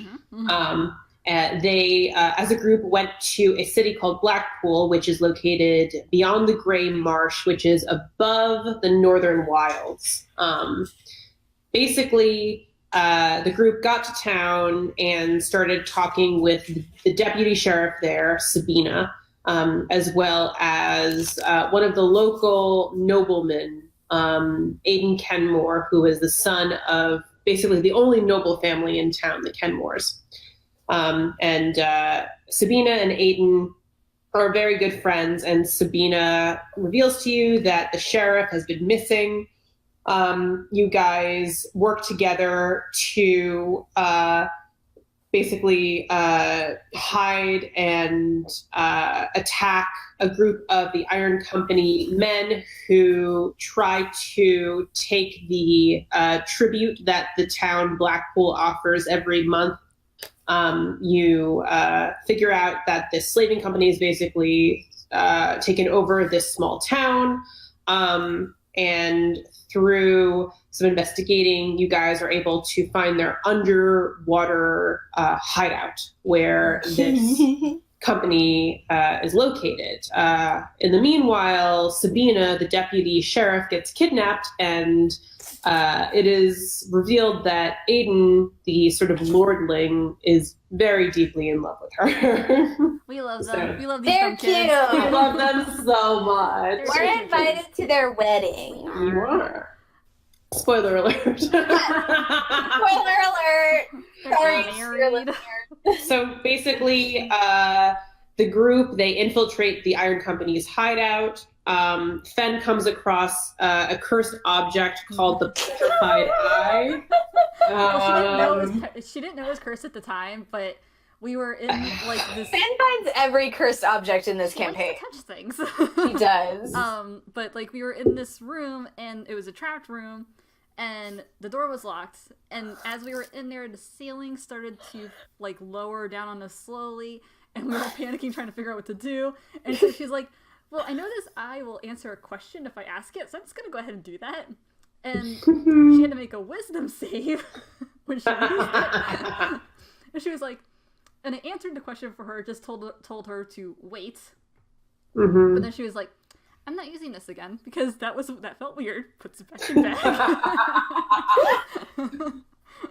Listen, it's fine. So the group of you face off against the head of the Iron Company, Skinner, as well as his right-hand man, who is revealed to be a minor lord of hell named Samael. He was into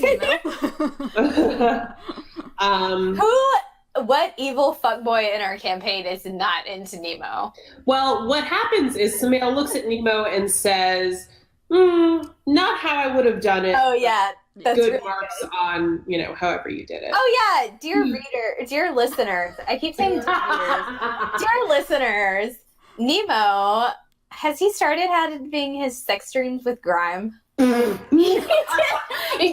The first one was in Alinar. So Nemo, through a very great use of the sleep spell, The dream spell. listeners, The dream Graham spell. has been casting the dream spell to talk to Nemo. Yeah, Kind so of. he and Nemo have been having dream sex, dear listeners. And to which Nemo is not telling anyone, but it's fine. For the record, the dream spell lasts for 8 hours. 8 hours. And guess what, dear listeners? In our campaign, a dream spell doesn't take away your long rest. Like what happens in the dream spell happens in the dream spell. Yeah, you're So, welcome. You're just a welcome. Just a little tidbit, since we forgot to tell you that little detail. Oh yeah. So yeah, Grime and Nemo are definitely having dream sex. Yeah.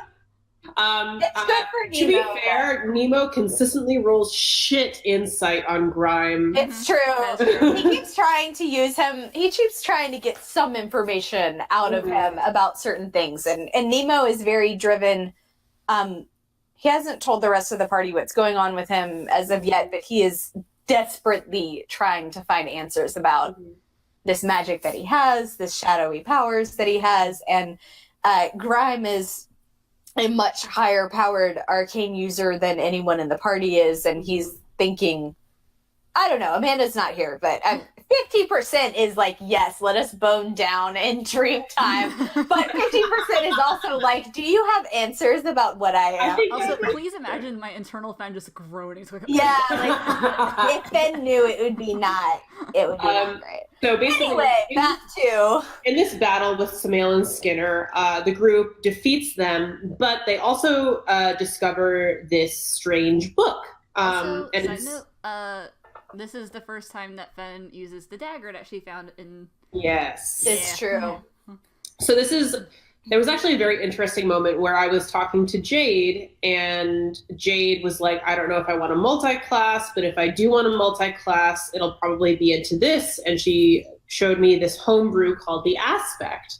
And it's basically this homebrew where you get your power from some kind of otherworldly entity, and they imbue you with this ability to cast this strange being from yourself, and you're able to kind of cast through it. It's almost like an invoke duplicity, but not quite, because the actual aspect itself looks very different from yourself. Mm-hmm. Yeah. It's basically like the way it reads is it's meant to be kind of a manifestation of a god or a domain. Yes. And so since she has this whole thing going on where the gods could be like, hey, what's up? Especially with Thrisden, I figured it would be a good one, and it kind of worked better, I think, than Cleric or Warlock. Yeah, it's super great for Fen. Yeah. We kind of tweaked it so that overall it kind of worked a little bit better than the actual homebrew at its face level is. Yeah. So there was a moment where basically, I think it was in the North Arc, where I was like, are you going to do it or not? Yeah. And James was like, yep, we're doing it. I was agonizing because I hadn't decided yet, and you asked me, like, are you going to do it over DM during the session? I was like, yeah. I was like, I need to know right now. So I made the decision that second. I was like, yeah, okay, I'll do it. Pretty awesome, actually. So yeah, Fen for the first time creates her aspect, and the only person at the party who sees it is Nemo. Yeah. So after that big fight, you guys recover an enchanted object called the Book of Souls, and you discover that people are able to be transported or kept in the Book of Souls. Because Fen opened it. Yeah, Fen opens the book. Gets sucked in, and then Nemo is able to, in the cooldown period, read Fen's name and is able to retrieve her from the book. And it turns out that if you read the person's full name from the book, then you can release them. And it turns out there are a bunch of people from Blackpool who have been trapped inside there by the slaving company. It's like an easy way to transport bodies.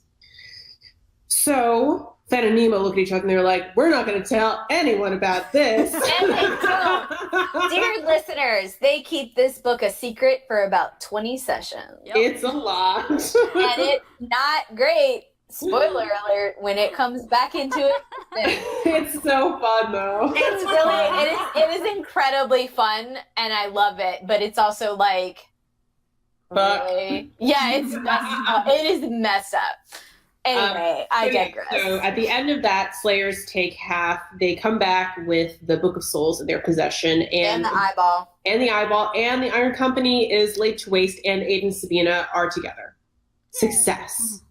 On the other side of things. The other half, in the land of Rowan is insane and Julian is insane. So basically, Rowan has her madness sort of attribute is that she needs to be as boastful as possible to hide her insecurities. And Julian's is that he is paranoid as all get out, like the most paranoid he's ever been. He's no longer having the hallucinations, but he's still super paranoid. Is it paranoia though if they're really out to get you? I mean, it's paranoia in the sense of like, baby, no one is here right now, but he thinks someone is. So in response to all of this, Serial has an inner dialogue with the entity that she sees inside her head. Did you tell them what our goal was, what we're doing? Oh, okay. Yeah. So on the other side of things, Raphael is missing. Yeah. He's now become the head of the Slayer's Take. However, there's this asshole named Octavian. Oh my god, I loved him. Yeah. Octavian is basically like, who says that Raphael should be in charge? He was the head of the Thieves Guild, and, he's a criminal, and why should he be in charge of some kind of bounty hunters guild? Maybe he should be in prison. Maybe I should totally stab him. We should totally stab Raphael. Yeah. Raphael is That I need to prove myself in the eyes of my, followers. And so he says, I'm going to take the hardest bounty on the board. And he takes the green dragon bounty on the board. And he goes, and he hasn't been back for 3 days. It's bad. And Dania sends to Rowan. Yeah. And is like, please help. My brother's missing. I'm in Soraya. I can't deal with this, but...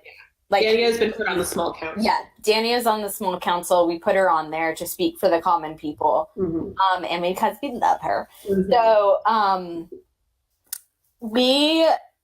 of course, Rowan gets this message and we're like, crap. Okay. Gotta go. Yeah, we're gonna go. Serial's not delighted to be back in the Northern Wilds again.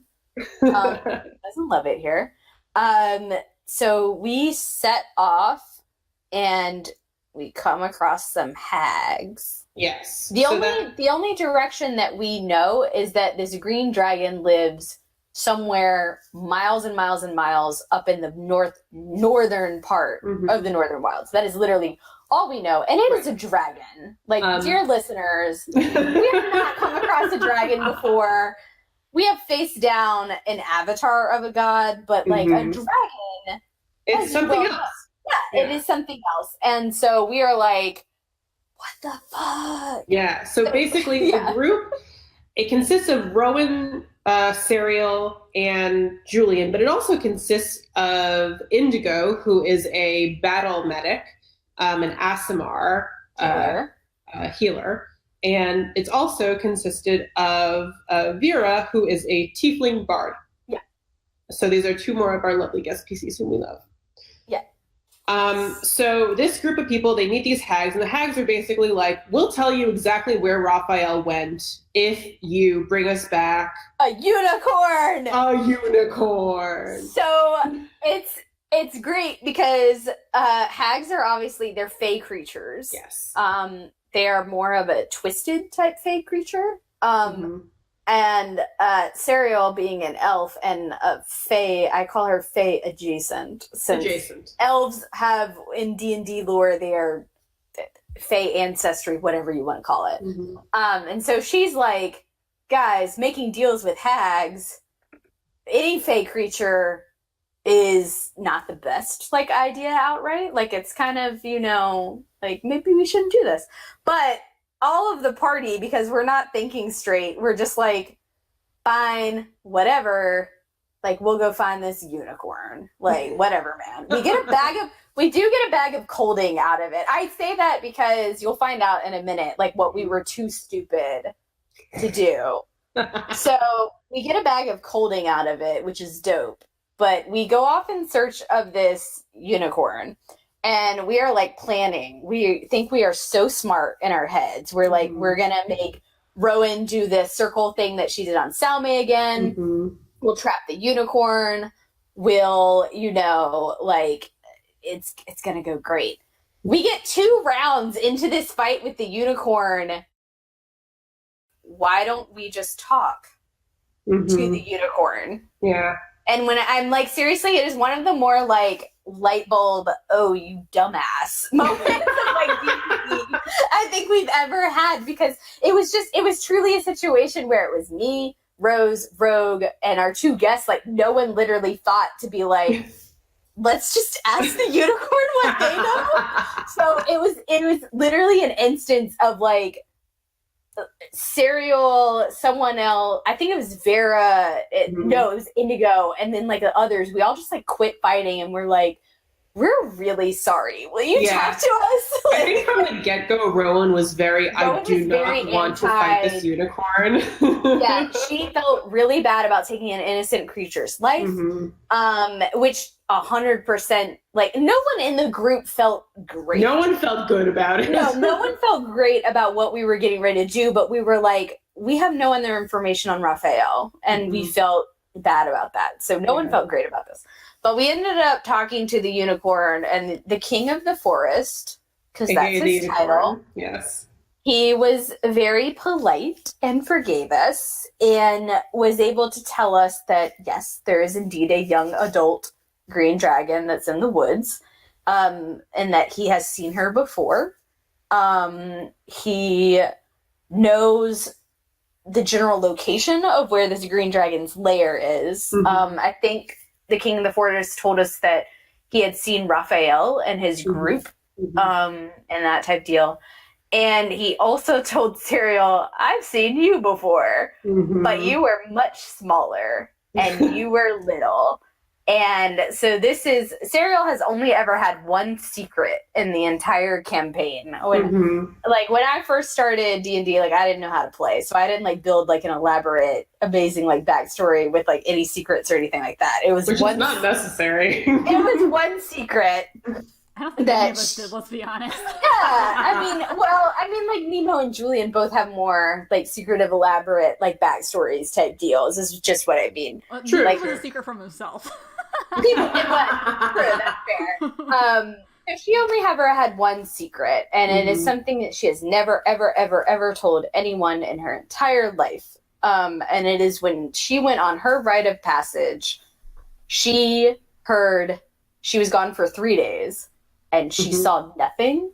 She was visited by no gods. And the only thing that happened is that she heard like this hideous laughter. And she went back to the city, and afraid of telling anyone that like she had failed or anything like that, she told everyone that she had a vision from a god, Corellon, basically, that commanded her never to speak of it. Yep. And so everyone believed that at home, because, I mean, if a god tells you you can't talk about something... Can't talk about it. And Alinar's Sun Elves truly do believe in gods very much. So it spooked her a lot that the unicorn was like, hey, I've seen you before. And I heard, and he said, I think... because she was so young when this happened, she kind of, at first, it was a lie that she was able to believe in after a while and be like, that voice never happened. I never heard that. Like, I blocked that away and buried it under so much. And then the unicorn's like, guess what, buddy? I heard it too. And spoiler alert, I don't know what it is. We end up finding out what it was later. Yeah, we do. We do. But also, just to backtrack a little bit, I think at the beginning of this arc, Serial sort of has a come to, not Jesus moment, but a come to herself moment where she, instead of sort of facing everything that had just happened in the North Dark, she's like, I just want to rest. Yeah, and she's very stressed. Yeah. So basically, Julian's insane. Rowan is acting... So none of us can figure out what Rowan's madness is. We just know she's acting weird. And so we're kind of like, are you upset because Raphael, your boyfriend, is missing? Like, what's going on there? Julian is literally like paranoid, insane. He's not there to really help her out a whole lot with this. She's back in a place she doesn't like. They just went through a stressful whole ordeal. And then the unicorn brings up a very triggering, like, traumatic incident. Yep. So she goes to sleep that night. And she is like, I'm tired. I'm done. And the Fury, which she doesn't know that's what it's called. She doesn't know that's what its name is. She just only recently, actually, in campaign, found out that's, like, what it is. She lets it take over, essentially. She's like, I'm done. Serial kind of has a strange vision where she's on this plane of fire, and she's facing what looks to be herself, but, like, sharper and meaner and more angular. And the Fury basically offers to take over, and Serial says yes. She says yes on the condition you may not hurt Julian and you may not hurt Rowan, and I trust you to take care of this dragon fight. Yeah. I know that you like to kill things. I know that you liked... Spoiler alert, the Fury only likes a few things. It likes her, it likes being the best, and it likes Julian. That's true. Other than that, it's not interested in much else. Those are when, their likes. When Serial wakes up, she's acting extremely different, very harsh, very cruel, very matter of fact. It's clear that to everyone else, this is not the same Serial that fell asleep. Yeah, the Fury is this is honestly like top 5 sessions that we've ever done, just because I enjoy playing them so much. Because I think they're a great counter to Fenn's true neutral, because I truly do think of the Fury as true neutral. Like, they state objective facts, so everything they say is necessarily true, but they have no basis to empathize or sympathize. So when they say something, it is blunt and it is honest. And so what comes out, dear listeners, is some extremely mean things to Rowan. Yeah. I think Rowan gets the brunt of it. Rowan gets some really nasty shit. It's really not great. I mean, it's honest stuff because Rowan has been lying a lot about herself. But I think Rowan tries to ask her something about what's going on, and the Fury basically is like, don't you care? Like, we're here because of Raphael for you. Yeah. Like, isn't that what you care about? And Rowan, in her madness, interprets it as, you don't care about me at all. Yeah. Let me go prove to you that I care about you by going to fight this dragon. So basically the group goes through the... punching? Oh, fuck. Yeah, go ahead. So, yeah. So our poor guest NPCs have no idea. They walked into a minefield. They did. It was really bad. It's not great. Like, there was some insanity levels on top with someone who's not emotionally stable. So they all leave, and Julian is left. And God, how did this conversation go? I think he tried to insight check and be like, so this is the thing though. So Julian, out of everyone, has heard, Serial has made random references to having some type of new magic that lives under her skin and is weird to her. But Julian is probably the one at this point that knew the most about him. If anyone was going to succeed on this inside check, it would be him. Yeah, and so he basically gets half of it. And based on his own backstory, he interprets what's going on a bit differently. And so basically the Fury looks at him and is like, why should I, like, what are you going to do about it? Like, why should I give her back to you? Yeah. Type deal. Which Julian has the utterly iconic line of... He punches her in the face. He does. Because he thinks that she's being possessed by something. He doesn't know what, but he thinks, based on his own backstory and his interpretation, that she's being possessed. So he punches them in the face and tells them to give him back his girl. To which it was so good. To which the Fury responds straight up, "Why should I? It's not like you've kept her safe or done anything." Because they were looking for an answer of, I'm here, duh. Yeah. Like, I'm doing that. To which Julian is like, fine, I suck. I'm not good. Like, and then, like, turns around and leaves. So it's, like, totally a moment of where I was like, you know what? Rowan and Julian are probably the best at, like, helping her through this. And dear listeners, that was not the case. Completely opposite from how I thought, which was great. Like, it was so much fun because I got to play the rest of this session. Yeah. Balls to the wall, the Fury being like, I don't give a fuck. I'm here to kill a dragon. You all suck. And they tried to like offer up like other people. Like, we get to the dragon's lair, we have to go through this maze. Wait. So you guys get close to the dragon's lair, and then you're approached by Tegan, who is one of Raphael's second in commands, and she's like bloodied, and she's like, I managed to escape, but everyone is trapped inside the dragon's lair, whatever, blah, blah, blah.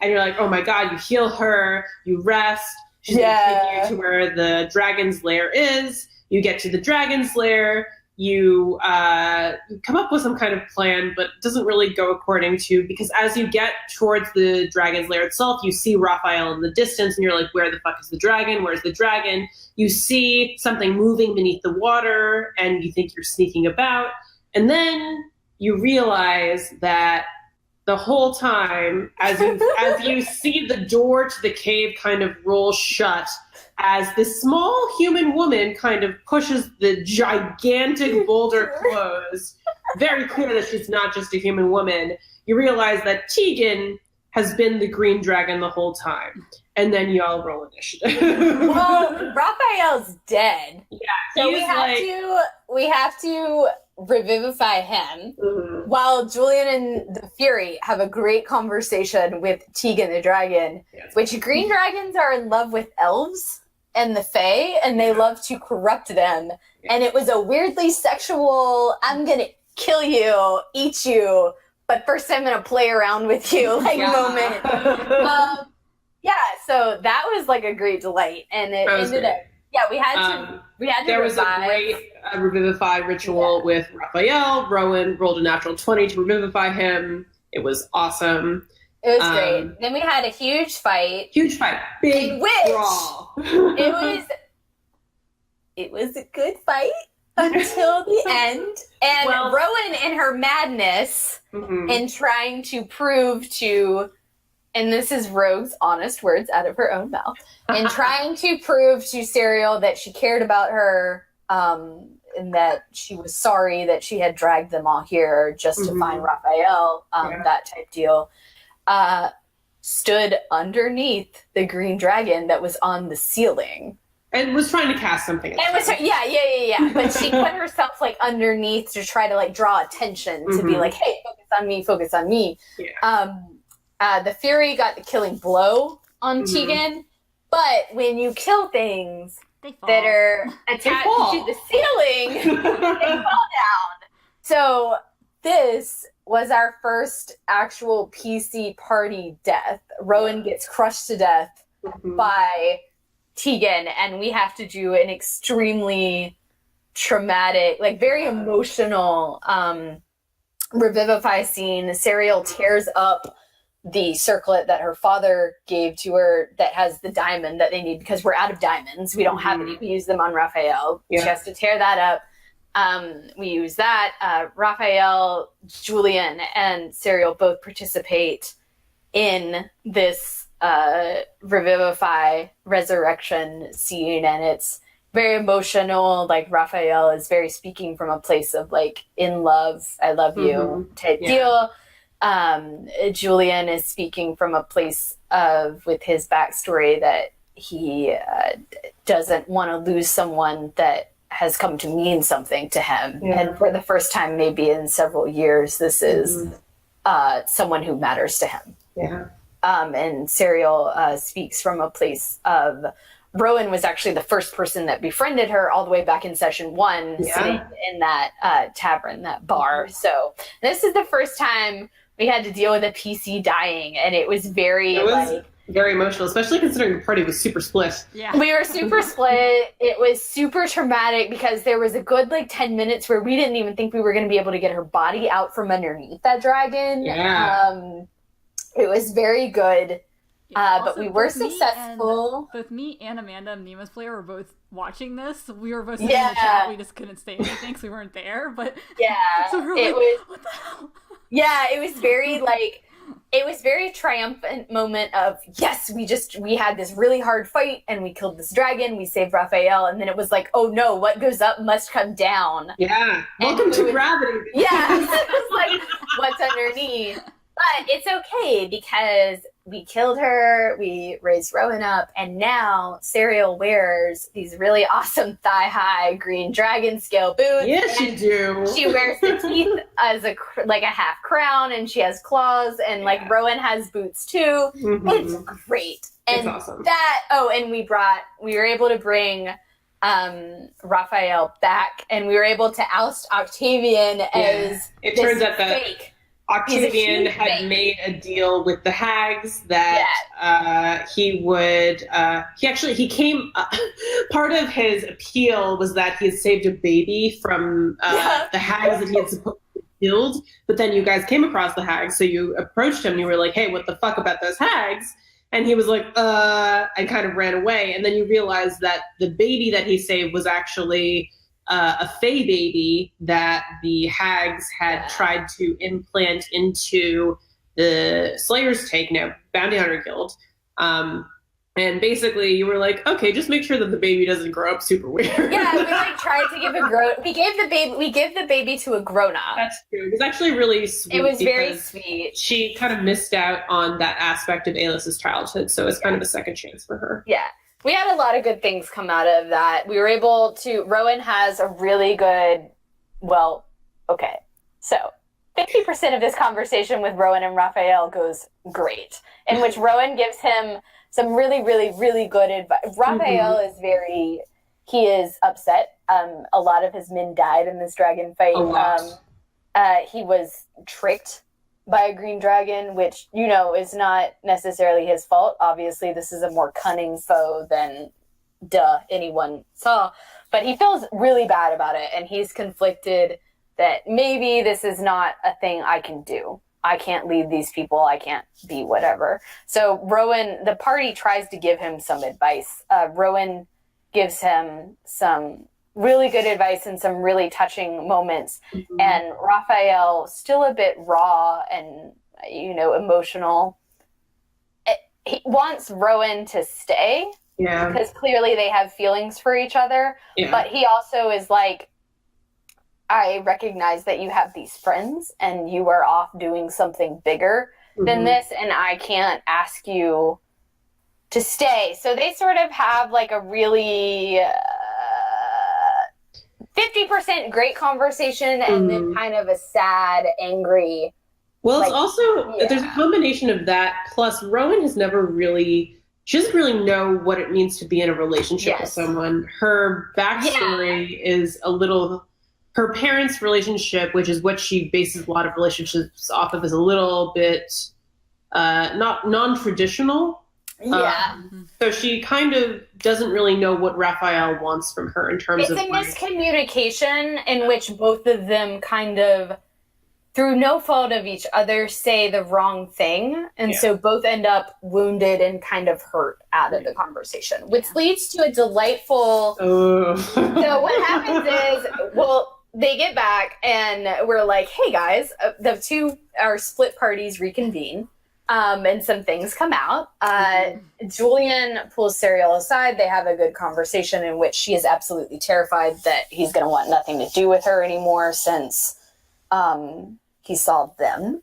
It's the exact opposite. They have a good conversation about that. The next morning, Finn and Nemo, beautiful petrified eye that they find, try to take it to get it identified by a halfling that is in the thieves' pocket. Poor Adelaide. Poor Adelaide, this NPC. Yeah, so Fenn tries to warn to be like, don't ask it any questions, man. Just don't talk to it. Just identify it. Just identify it. Yeah, just identify it. Adelaide, of course, does not, in a brilliant, string of, 3 rolls in a row by Emily. It was 3-1. It was 2 ones and a 3. It was so bad. So, Adelaide, clearly, to Finn and Nemo's perspectives, becomes in some type of trance, and then there's blood. It's not going great. They run off to wake up Serial and the others, and Serial had to do an intimidation check, I think, and scare Adelaide into dropping it. Yeah, exactly. And then Raphael came and he was like, what the fuck? Yeah, it was not good. Serial has a shovel talk, essentially, with Raphael, because she picks up on, between Raphael and Rowan, that something is not going great, and Rowan won't tell her the full truth, but she picks up enough that Rowan has been hurt. And Serial views Rowan as a little sister. And so to her, she's like, what the hell did you just do, you jerk? So she goes to have she sends the rest on. We figure Serial rolls a good enough Arcana check with this eyeball that she's like, if we put the eyeball back in the bag of holding and we leave, Adelaide will get better. Like, we have to leave, though. Because, like, the effect of the eye was, like, if you fail on it, you, like, get, what was the level of obsession? And each time you fail, it gets you just worse. keep, and then you die. And then you die, So, just kill it. It was a really bad conversation between Raphael and Serial, and eventually... Serial gets kicked out. Well, Serial threatens to kill Raphael. Threatens to rip his spine out if he ever hurts Rowan again. And so Raphael, taking her at her word, is like, you're no longer welcome in the Thieves' Pocket. Yeah. So that's how that conversation goes. It lasts, dear listeners, this lasts for a day. Every time. This lasts for, it's clearly a situation where Serial is angry on behalf of Rowan, and she says nothing less than what she would say to someone that hurt her brother's feelings. But Raphael is not in a place to interpret it as anything other than, exactly, you just threatened to rip my spine out. To which Serial's like, but did I? Like, are you? So you guys leave the Slayer's Take towards Alinar. Yeah, we decide to go back there because we've been gone for over a month now. We've been gone for a month and a half. We have to tell home what's up. Exactly. Rowan decides to, she gets... Hold. Yeah. Have to pee so bad. Also, Are we going to cut it off again? Yeah, we have to shut it off again. Yeah, I can stop the recording again and start. Oh my god. No, they're so long. I'm so sorry. No, it's great. Yeah. This is, like, I feel like this one's kind of like the interlude one. It's like, okay, this is like kind of like we are more than halfway done through. We just have to do Belmar and Allstacks. Yeah. Like, and Belmar does not take that long each time. So I feel like the last one will be enough.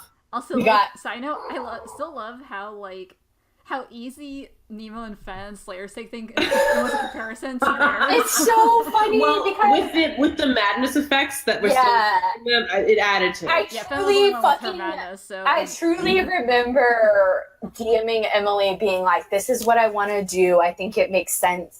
But I truly remember being like, it's going to be fine because at this point in the campaign, out of anyone, like Rowan and Stan are the most equipped to talk to her and deal with this.